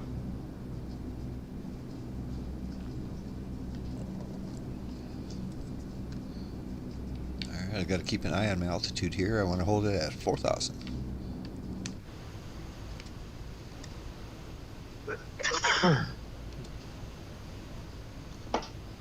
That's the nice thing about this altitude select and hold button. Oh, that Dirty 30 has a lot of nice things about it like that. The auto throttle is amazing. I love that, especially when you're descending. I always forget to pull my throttle back, and the next thing I know, I'm going 300 knots, you know. Yeah, that's Plus true. that altitude select, that is just fantastic. Set it and forget it.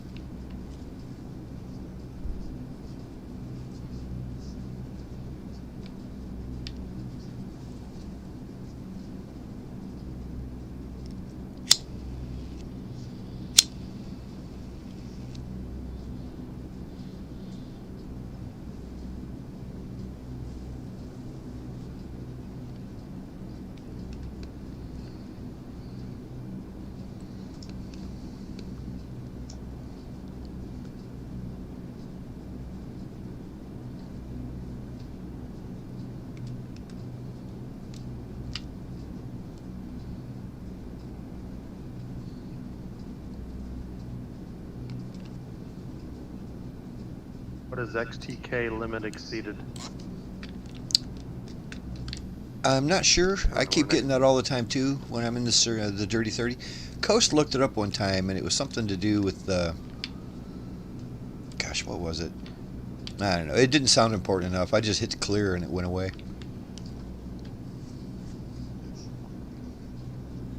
Yeah, it seemed to coincide with me adjusting my heading bug a little bit as soon as I Yeah, started turning. I think it's the tracking when you change your course or your heading manually. They're tracking. It's sending you a message. It's like it's telling you you're too far away from the flight path or whatever. Yeah, yeah. So it's not a fault with the airplane that's going to take me out of the sky or anything. No, you don't even need it. You can just push the clear button. It'll go away like it never happened.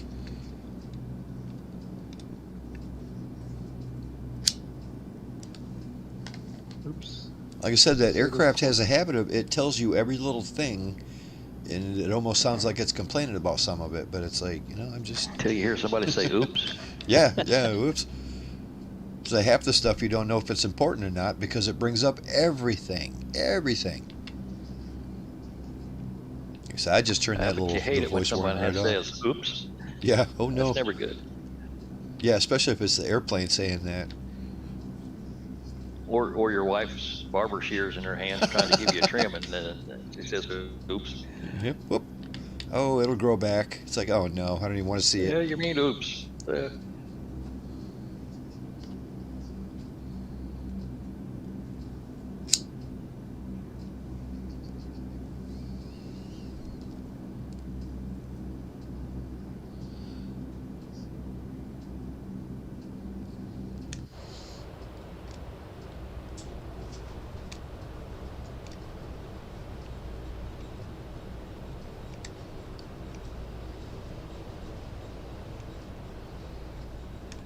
$30 out, but you're in front of me, so you're probably closer. Right on. 30 miles. That means I'll probably pick up the telemetry on that ILS here real shortly. I'll get that localizer beam, probably about 26 miles, which sounds like I'm pretty close.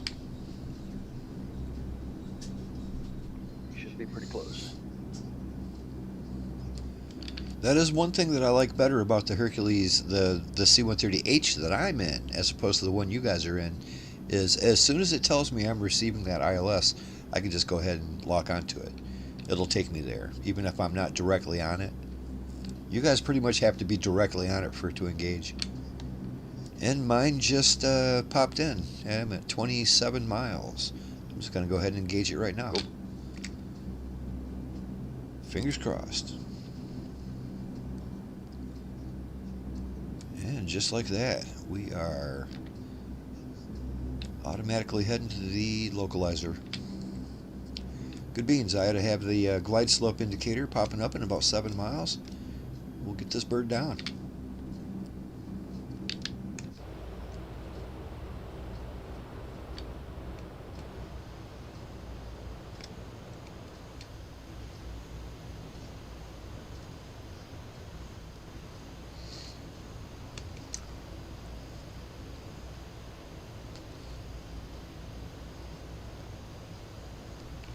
Yeah, I know who we're missing tonight. We didn't see Mr. Newbie.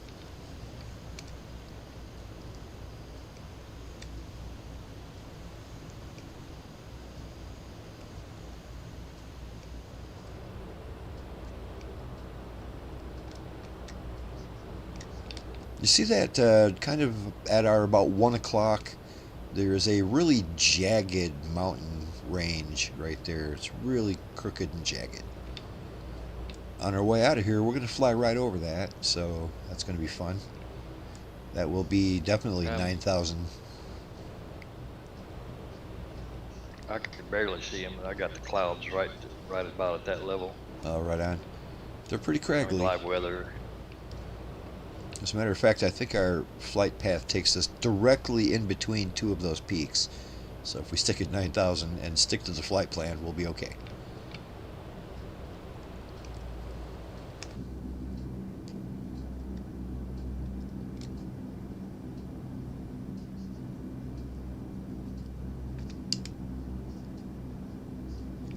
I should be turning final here any second.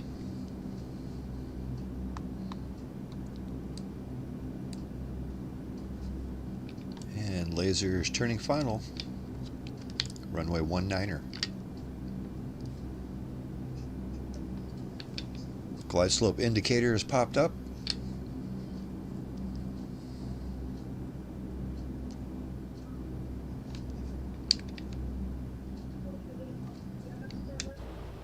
Yeah. Yeah.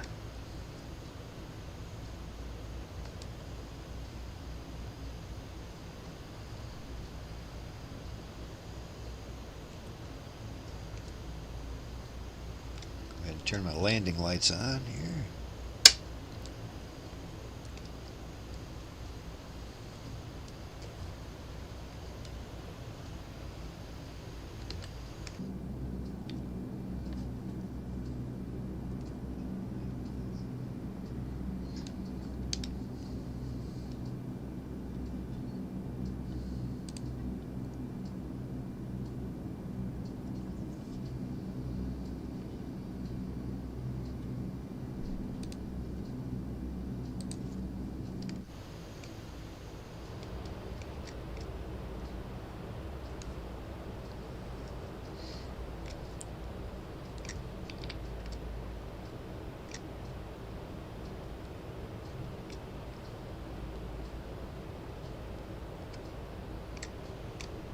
Yep, I tell you, if you're ever in a 737 and it does that, you're in trouble. You're in big trouble. If you're in an F-22, you're not in trouble if you got a good pilot.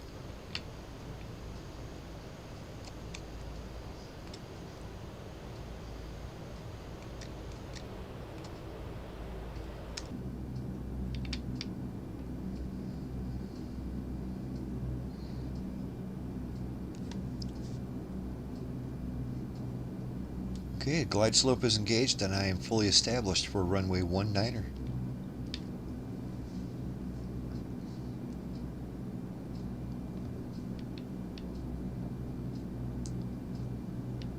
Yeah, once again, that glide slope engaged at about 13 miles out.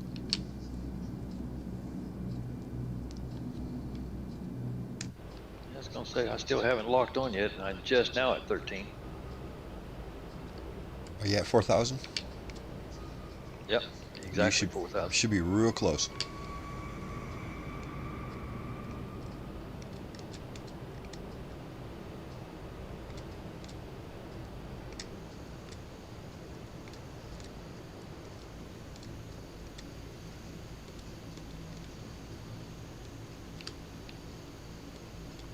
Yeah, Nick is over there doing maneuvers like Maverick was doing, try to get away from them bogeys.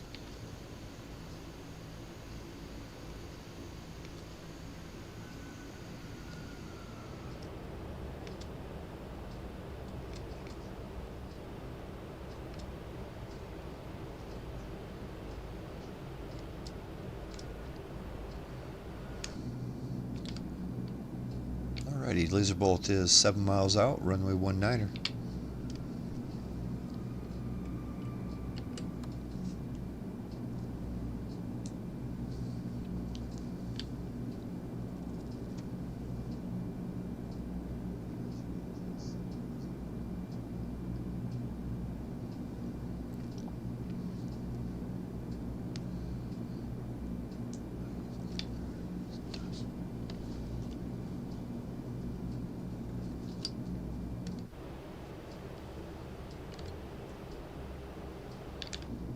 Better slow down here.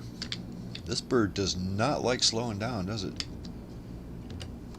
Just trying to get around 150 knots so I can put my gear out, and it doesn't want to slow down.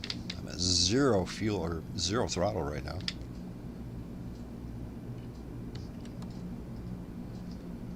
Come on, baby, I gotta put them gear down. I can't put them out yet.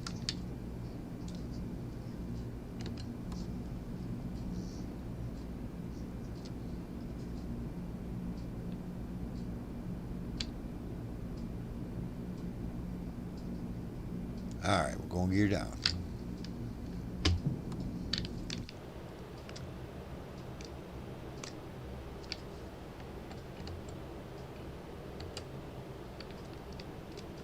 Remember, this is an 8,000 foot runway. It's not super short, so we got plenty of room.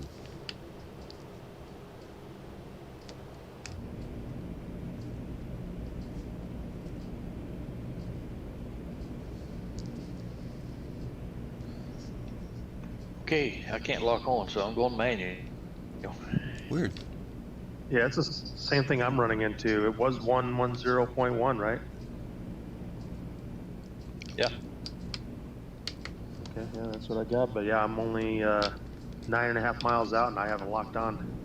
Be advised on final approach, there's a weird kind of a hill mountainside thing covered in trees. You will have to go off to the left in order to not hit it.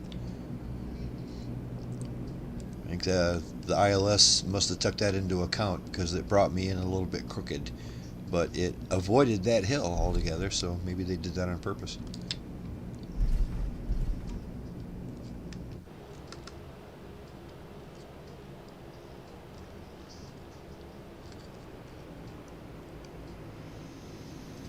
Alright, let's go ahead and find a little spot up here near the beginning of runway 19er.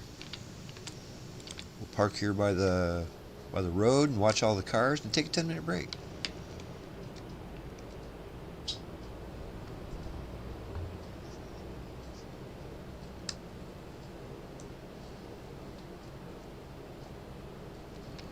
Watch when you get off of the runway though. Geez, oh Pete, this ground is gnarly.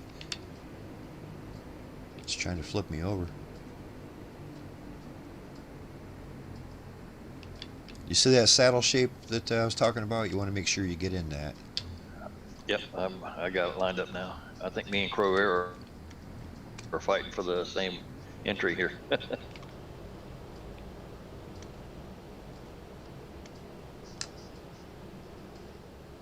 I can't see you no more, Crow Air, so I hope I don't run over you.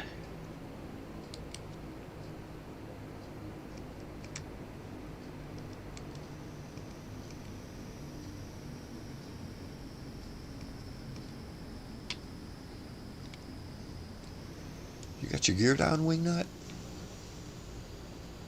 I hate even asking that nowadays because half the times it just looks like you don't when you do.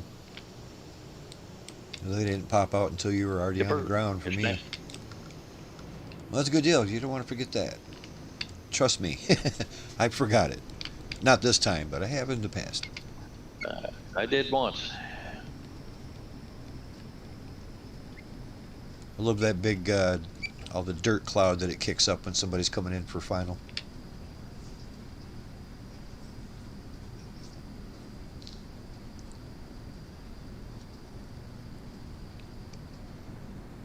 Midlife, bringing that beast down.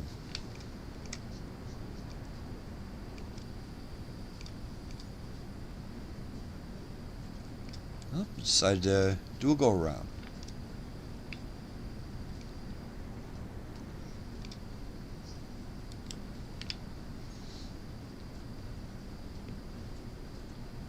Well, what do you say we call this about 10 to the hour, and at the top of the hour we're going to get rolling, get out of here.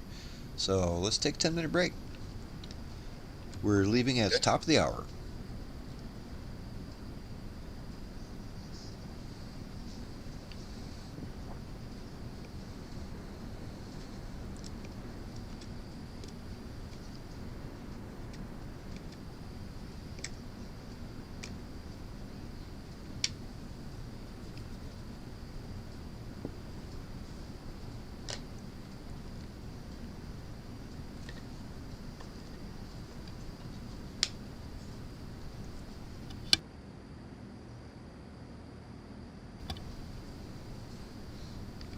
Looking good, Longhorn.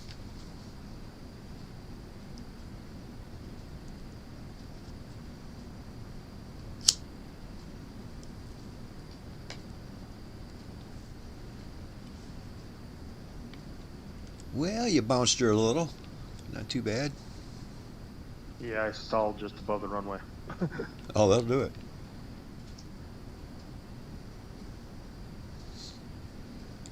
Got Midlife Rex coming in for another try. I thought it was looking pretty good that first time, but he maybe was having trouble stopping.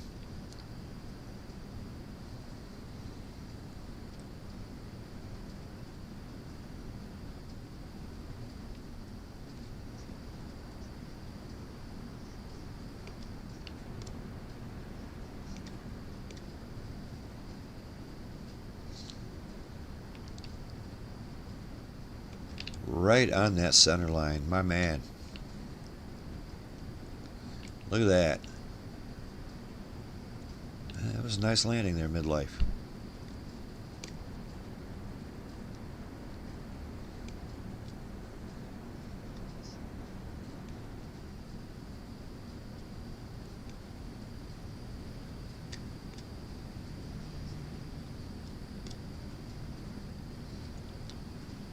Yeah, we're going to be sitting here for a few minutes, and as it were, that takes about 2 minutes to download this game. Go ahead and grab it, people.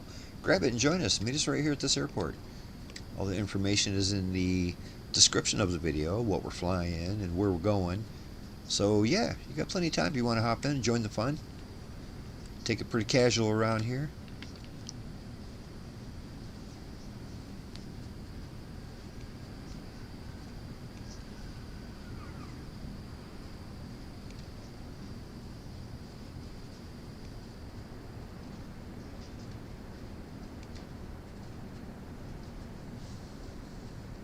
Looks like that nose wheel's working just fine for you, Longhorn. Yeah, I was worried I damaged it on landing, but it seems to be working.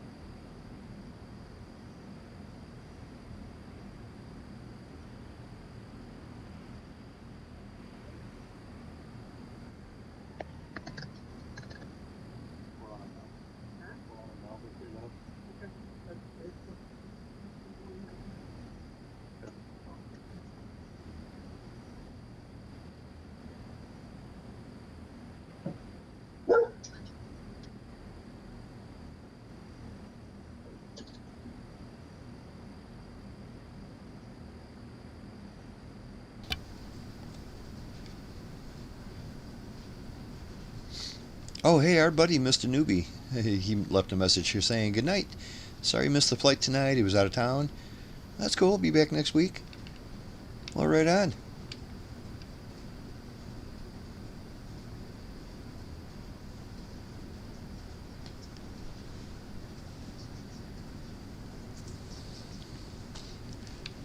All right, guys, we're going to be departing here in roughly 3 minutes. And let's go ahead and get these birds back out on the runway.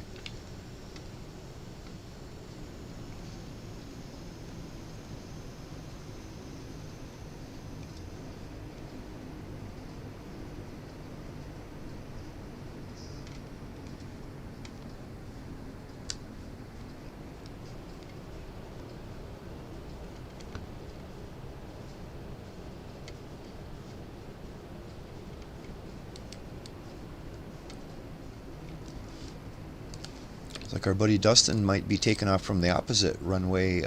He might have vastly different air speeds than what we got going on, different winds.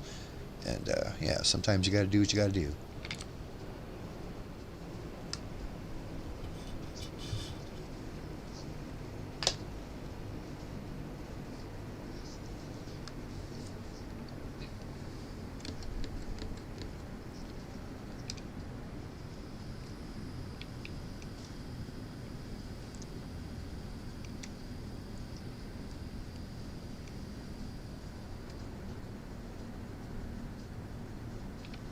In 1 minute, gentlemen, 1 minute, we'll be taking off.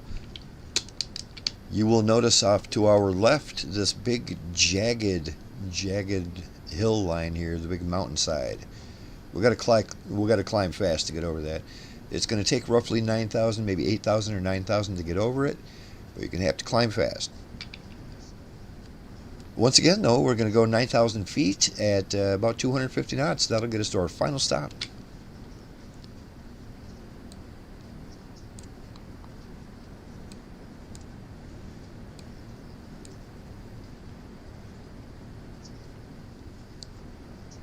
Oh, there's Dustin.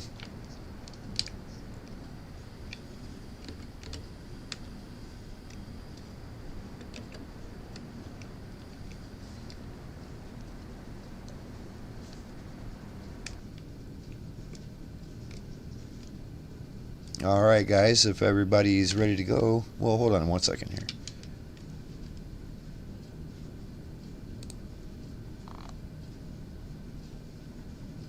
Yes, our final airport is at a heading of 142 degrees. 142. It's the shortest leg of the evening. It's only 99 miles. So 142 degrees.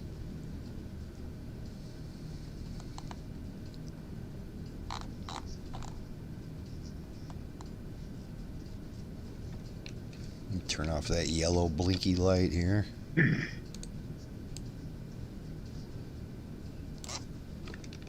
All right, we're all set. Let's get these birds on out of the runway and on the air. On the air. Let's go on air, guys. Lasers rolling.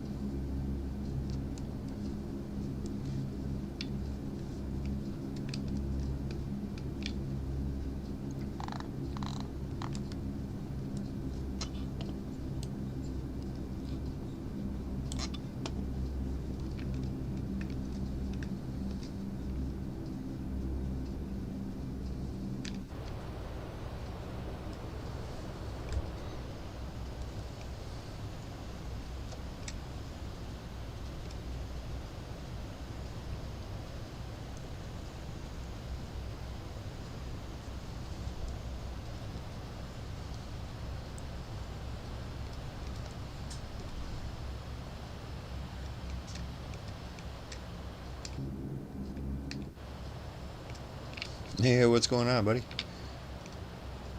Could drop you a cup of coffee if I wanted. Oh, I'd sure take it.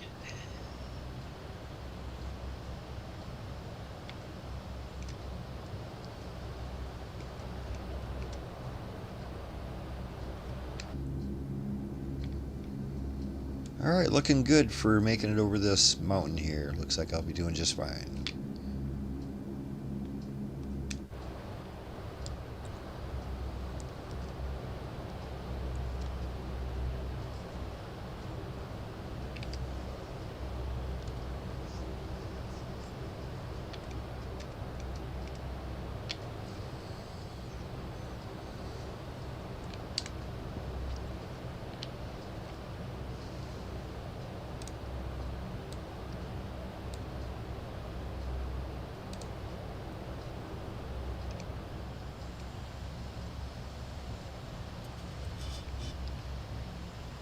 Yeah, looking forward to the big game. It's a shame it's the last one of the season. Big football fan over here. I like sports, but I love football. Football's the only sport where I can watch any game. I don't care who's playing. I love it. Other sports, it better be my Detroit team or I'm not that interested, you know?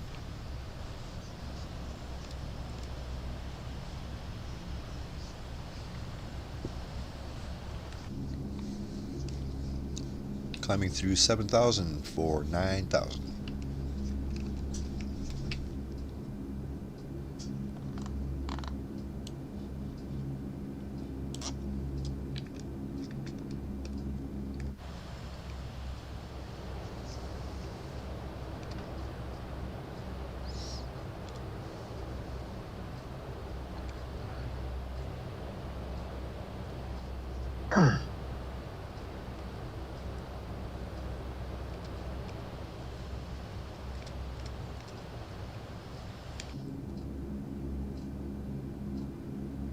Yeah, it looks like 9,000 is barely going to be enough. As long as we just stay to the left of that peak.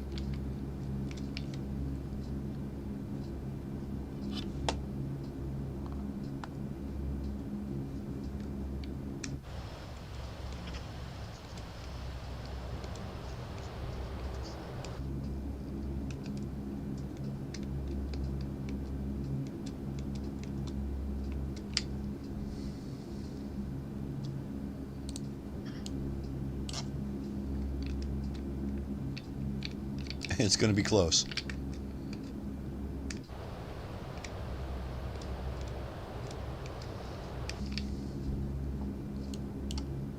I won't be able to see how close because it's covered in clouds for me. It's, I mean, the only way you're going to make it at 9,000 is if you're to the left of the peak. So it would be nice to be able to see that peak. And 9,000 might get you there, but it's close. I mean, I can see the trees, like, I could reach out and touch them. Are you on the pink line?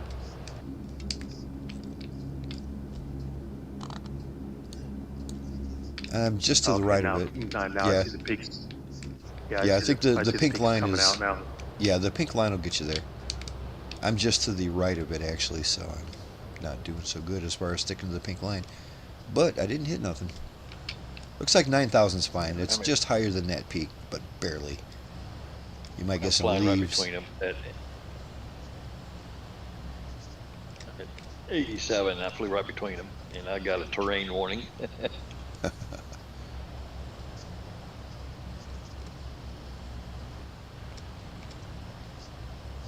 I didn't want to go too awful high. This is only a 90-mile flight. This last leg here. Be a little difficult to get back down. Although, we got to, like, I don't know if it's this next mountain range up ahead, but a mountain range very soon. We're going to have to drop down quickly after we hit that. We do have another ILS approach, though, so that's handy. Let me get that information for you.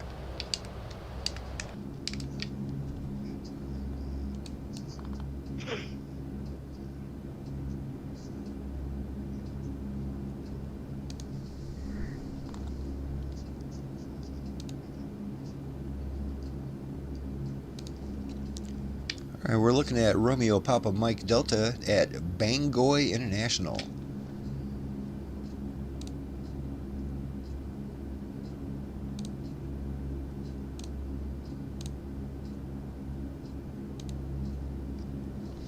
Well, I must have an 8-knot crosswind because it's recommending both runways. What do you say we do runway 23? Runway That works for me. 23.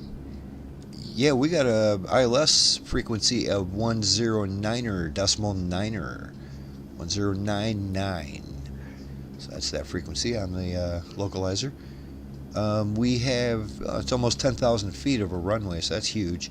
Got bituminous. Elevation's damn near sea level, so nothing to worry about there. But we got 19er decimal 9er, 109 decimal 9 on the frequency. And the heading is 230. 230, look at that. That's right down the pipe for runway 23, isn't it? 230.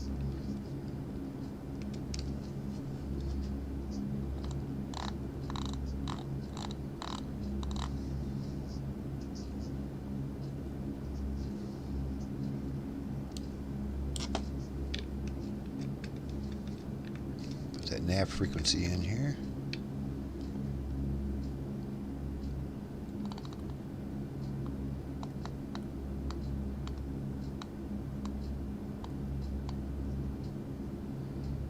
One 099.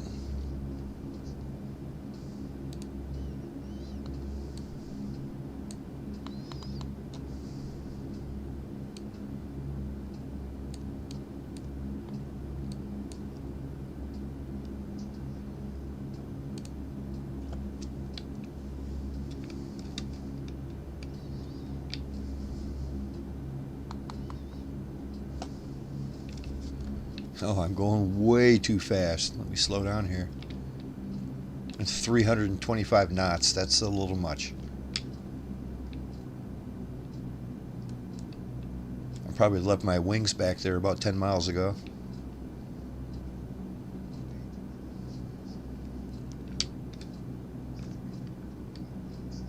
If I only had an auto throttle.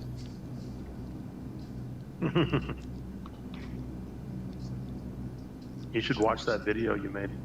I should. Maybe I'd fly that instead.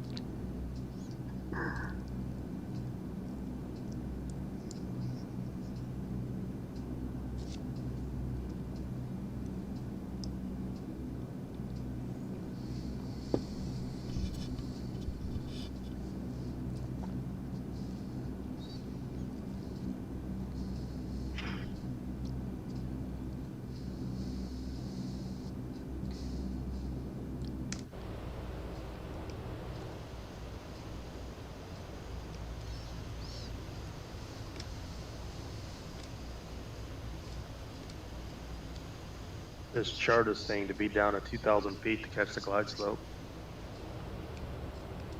Okay. I tried it a couple days ago at 4,000, and that works. Did it work? Yeah. Yeah, you're probably, if you're further out, I mean, that's just where the chart picks up at. But Right. The weird thing is, it almost shows you'd like coming in at 4,000 and then making like a big circle and get down to 2,000 in a hurry, because you got like, it looks like it's in a little valley surrounded by peaks. Right. There's a lot of like nav aids all over the place. A lot of different, what do they call that, a VOR or something. I think maybe that 2,000 feet, that's referring to if you're at a certain point, then you want to be at 2,000 feet. But if you're farther away, you can be higher. Yeah. Like if you're using the actual approach procedure, 2,000 is probably a good idea.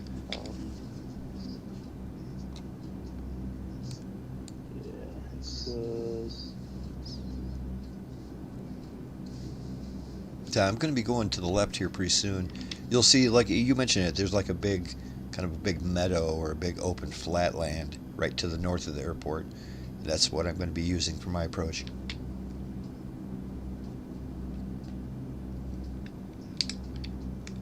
Gotta get over these mountains here first. 50 miles out. Only 50 already. Boy, this leg went by quick. It was a short one, though. Yeah, I'm almost over these mountains already. Like I said, as soon as we get over the mountains, I'm going to drop it down to 4,000 and begin turning to the left. So I'm at least 20 miles from the airport by the time I get down there.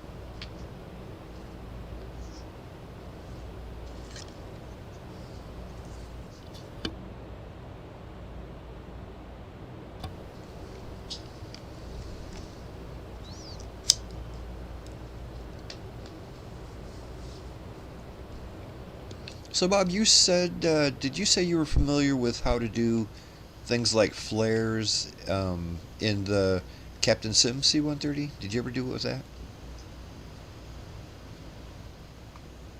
I did. Yeah, I don't think you can Right. do it with the H model though. You have to have the J model. Right. Yeah, I've never actually The done it. I'm aware that you can, and I've seen how to do it, but I've never done it myself. I'm just asking because somebody asked a question on one of my videos. well, it's, They left a comment because they were having trouble getting it to work, and I've never actually done it, so I don't know. But did you have anything tricky you had to do to get it to work? I haven't done them in so long. I really It's been can't a while. remember now. I know it's on the clipboard too. Like on your clipboard, it's got a selection for Yeah. flare and chaff. I looked it up and it But then I said think I something had weird. to It map it. said it said something weird like you had to like do your flip your light switch or something. I don't know.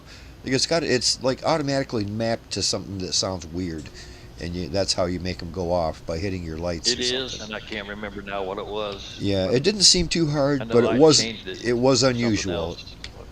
Yeah. Scott, I remember you talking about that, and I think that's when that J first came out, and that was a while ago. Yeah, you can do pallet drops too, parachute. Yeah, I saw some guy dropping parachutes out the Because I've back, done like you that do on. 8 at a time. That was cool looking.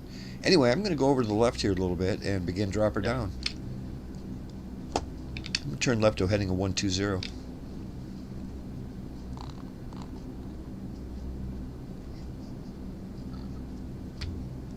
Descending to 4,000.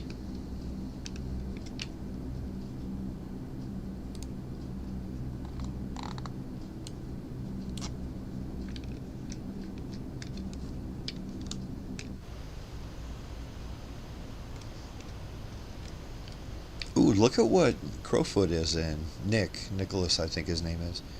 I see him in like A10? yeah, it looks like a warthog. Isn't that what those are called? The A10? It is. I can see That it. is dope. Is that Yep, default? I have one of those. Is that default? How do I see him correctly?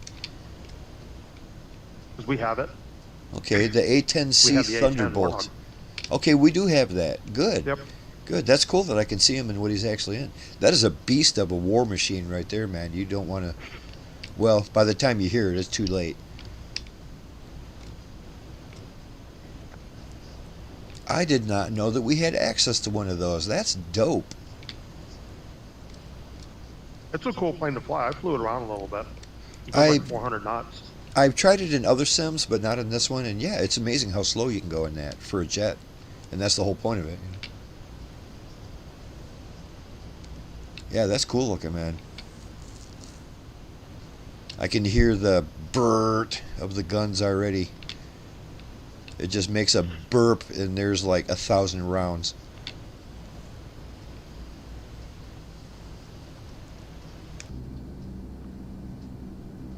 Okay, I am already in range of the ILS, so I better get my ass down, down, down. I'm going to turn a little more to the left as well to a heading of 110.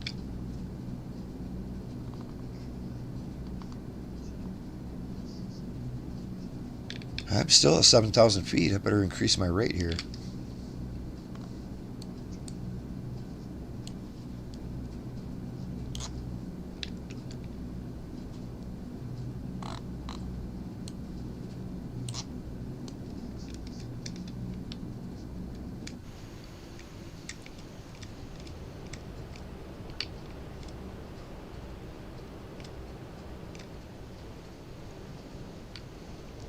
Well, I can see where the airport's going to be.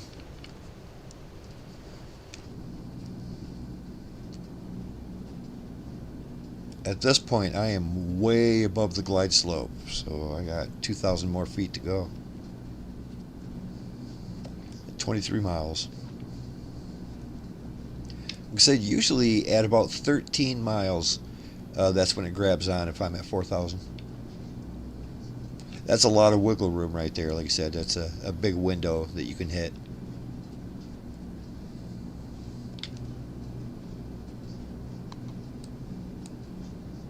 All right, almost there.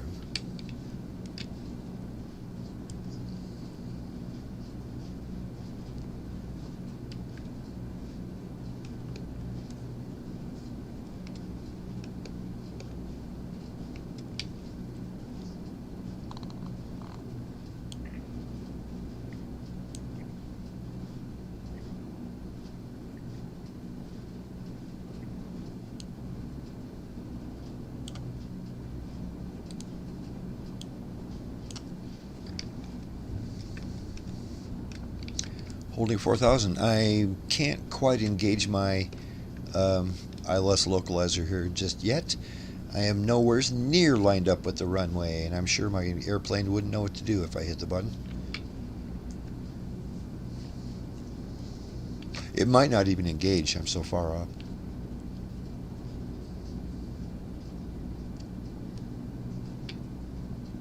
I'm going to get a little closer to that airport. You see the one there, Romeo Papa Hotel India? I'm going to get closer to that before I try anything.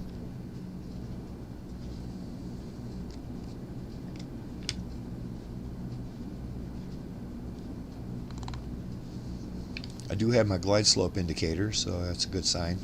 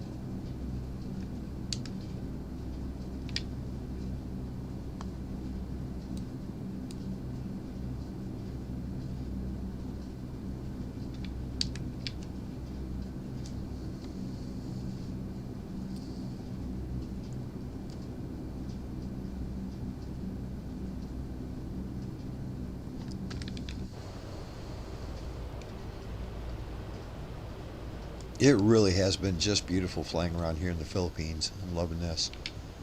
Everything's nice and green, mountains all over, and water. Yeah, it looks pretty cool. It's nice.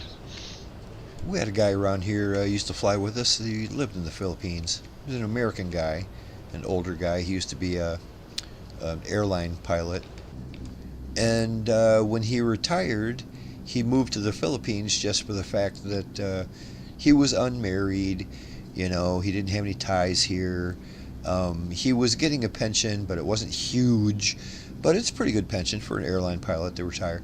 Anyway, he decided to move to the Philippines to make his money stretch a little further. And boy, the stories he told us, it's like, oh my God. I mean, he lives like a king there, like an absolute king. He bought like the nicest house in the entire area, and he's got maids, and he married a girl that lived there, and just he was living it up. I think he's dead now. He died a couple years ago, but he was really living it up. Until he couldn't. Until he couldn't. You know what I'm talking about, don't you? Don't you, Coast? I can't quite remember the guy's name at the moment, but he used to fly with us all the time. Alrighty, I'm going to go ahead and turn to the right. Pardon? Yeah, he was the one that flew the Hurricane Hunters, right? Yeah, I think he did. Yeah, I did.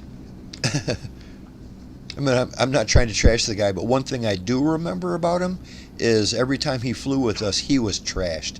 He was so... He liked to drink. And hey, it's Friday night. We're playing a video game. Let's have a drink. You know, I drink too.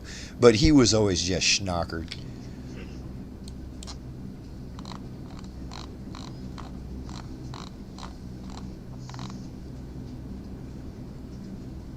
Alright, I'm going to turn towards the airport here and then engage the ILS.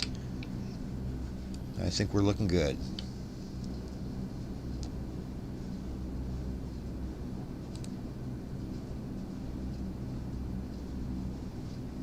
Alrighty, localizer engaged, and I'm just waiting for the glide slope.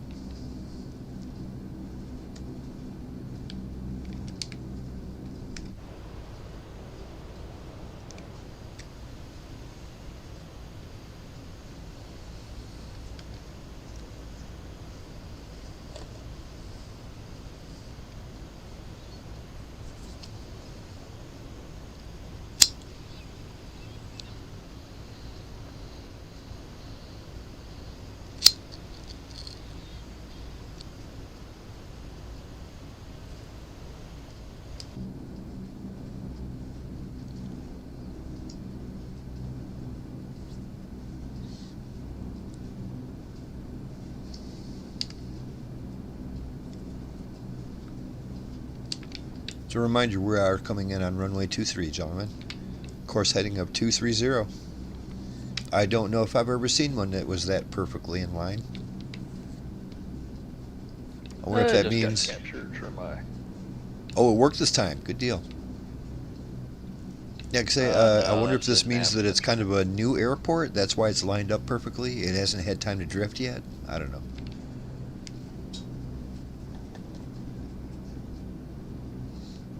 I'm going to see here in a second if my glide slope's going to engage. I'm at 13 miles and it's catching me. I think we're going to be just fine. I don't know why not. And we're fully established. Runway 23.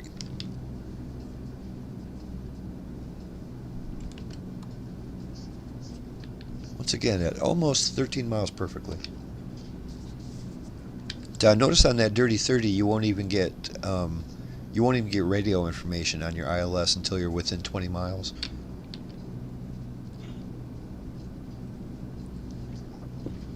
But after that, it works pretty good.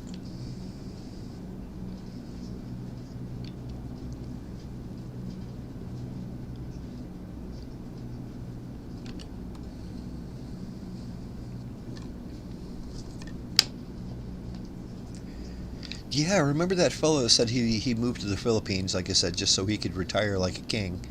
The one thing he had problems with though was just like electronics and stuff like that, stuff that we take for like advantage. Like he wanted to get an air conditioning, and there was nowhere that sold air conditioners. They just didn't have them. There's no place that had one, you know. And when you try to order stuff, sometimes it was just weird. They overtax it. It takes months to get there, and then it's all banged up, and it just, you know. And he said he was just having trouble finding simple things, you know.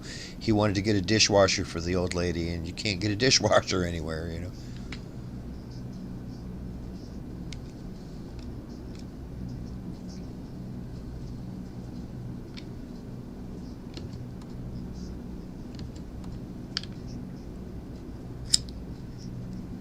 Okay, well, I captured the localizer at about 18 miles out.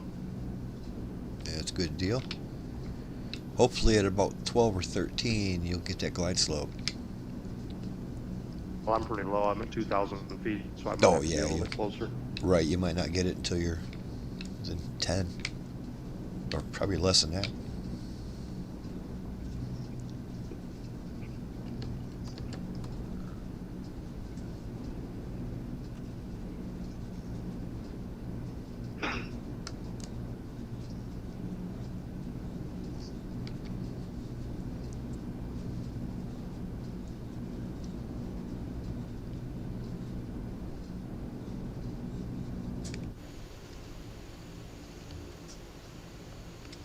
Going gear down.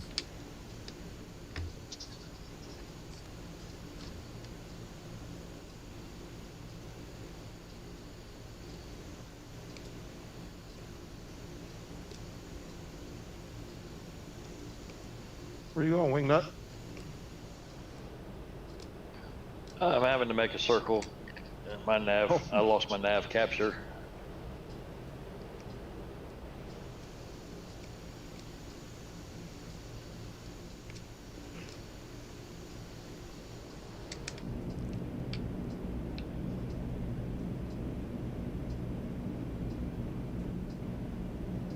Once again, it's bringing me in at a little bit of an angle. I'm just to the left of the actual runway. No biggie. I did the same thing last airport.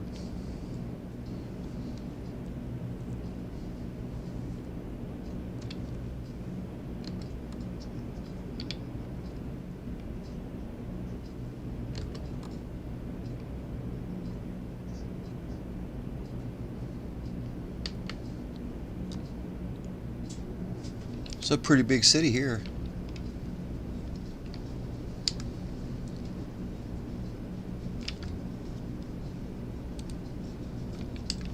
Yeah, Bangoy. Better pay more attention What was that here. about?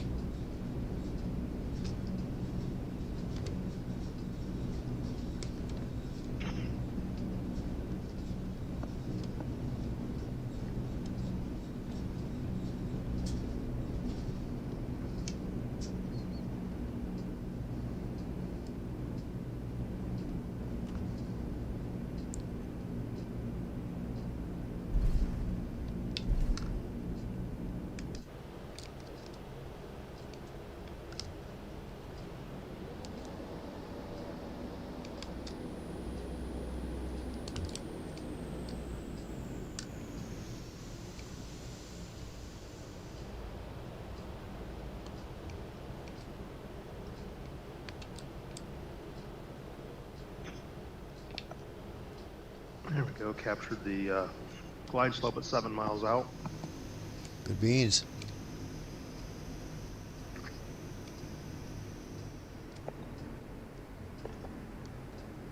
I'm going to go down here and park next to Crowfoot and get a good look at that awesome warthog he's in.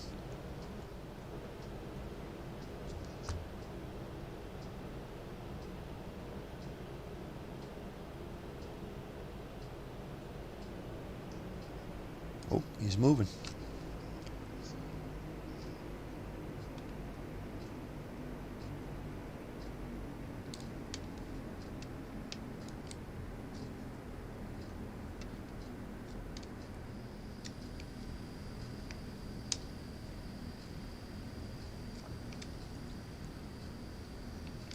Park up right here on the side of the runway.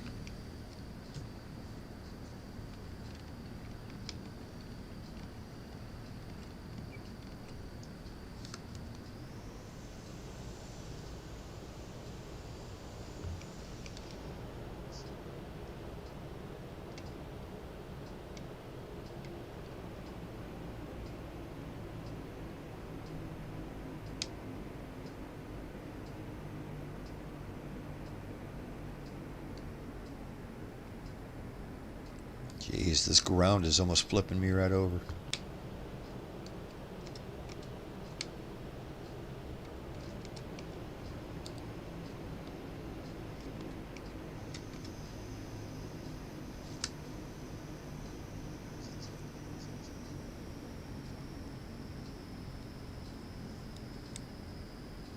I don't know if I would trust the ILS to bring me in inclement weather. Did it bring you in a little crooked like it did me? Yeah.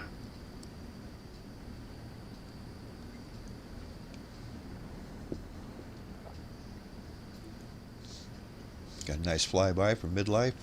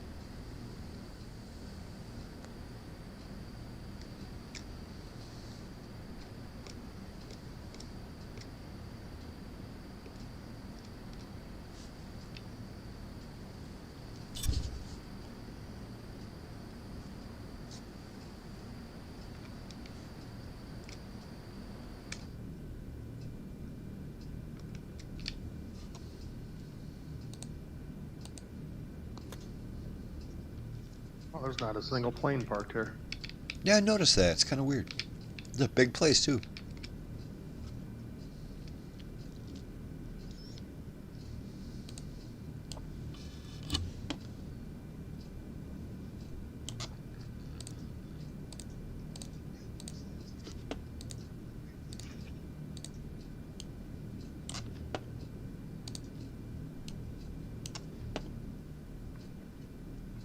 Was your glide slope bringing you in kind of to the left?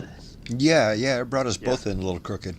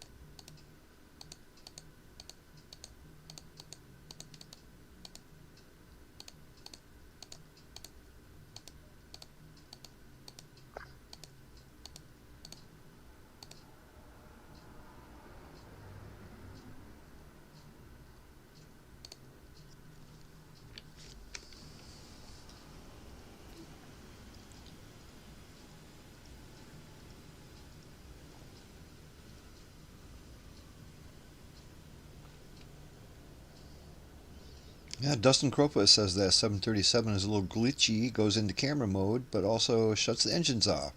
Said he happened twice this flight. Well, that's not good. That does sound a little glitchy. The bad kind of glitchy. That's when you say oops. Yep. Anytime it shuts your engines off, like without orders from the captain, that's bad.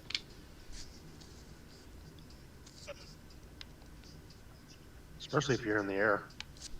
Uh-huh.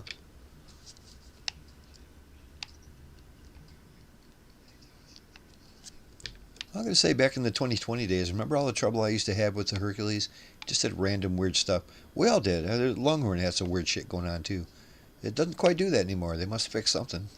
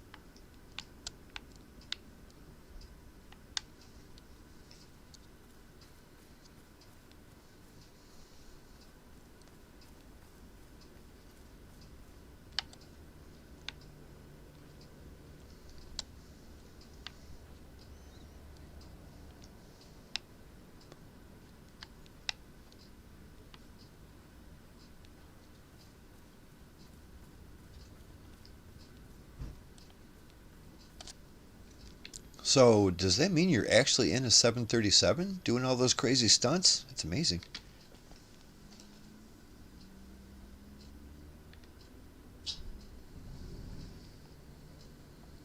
Yeah, I agree, Dustin. That C-130 is pretty cool. Like I said, it's a real shame that it's kind of buggy and in multiplayer. Other people have trouble seeing you. It's very weird. There's a workaround, but it's just a shame that you got to do that. Because it is a really nice looking airplane.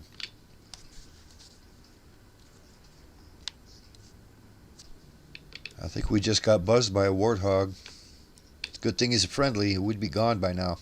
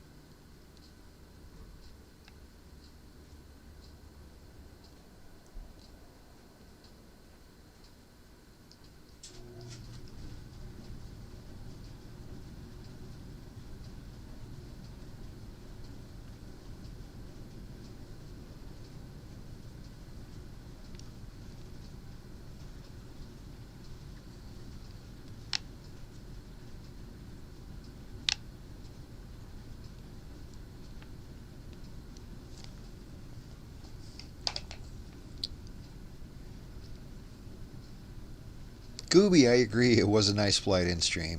Always appreciate you showing up, buddy. Matter of fact, I think we're running a little bit behind schedule tonight, so we're a little bit later than normal. So I'm going to go ahead and end the stream here. But it is always a pleasure flying with you guys, and if anybody would like to join us, we would encourage that. We do a lot of fun things around here, and we're easy to get along with. And we don't take things too serious. I know in a lot of aviation communities, there's a lot of serious stuff going on. And I know most of us aren't real pilots, and I don't care to take my video games that seriously, but I do like aviation a hell of a lot, and we would love it if you could come join us. So anyway, we're going to call this evening, guys. We will see all of you guys right back here next Friday. We're going to continue flying around the southern part of the Philippines, and it'll be a good time. Everybody enjoy the big game on Sunday, and we will see you back here next Friday. Bye now.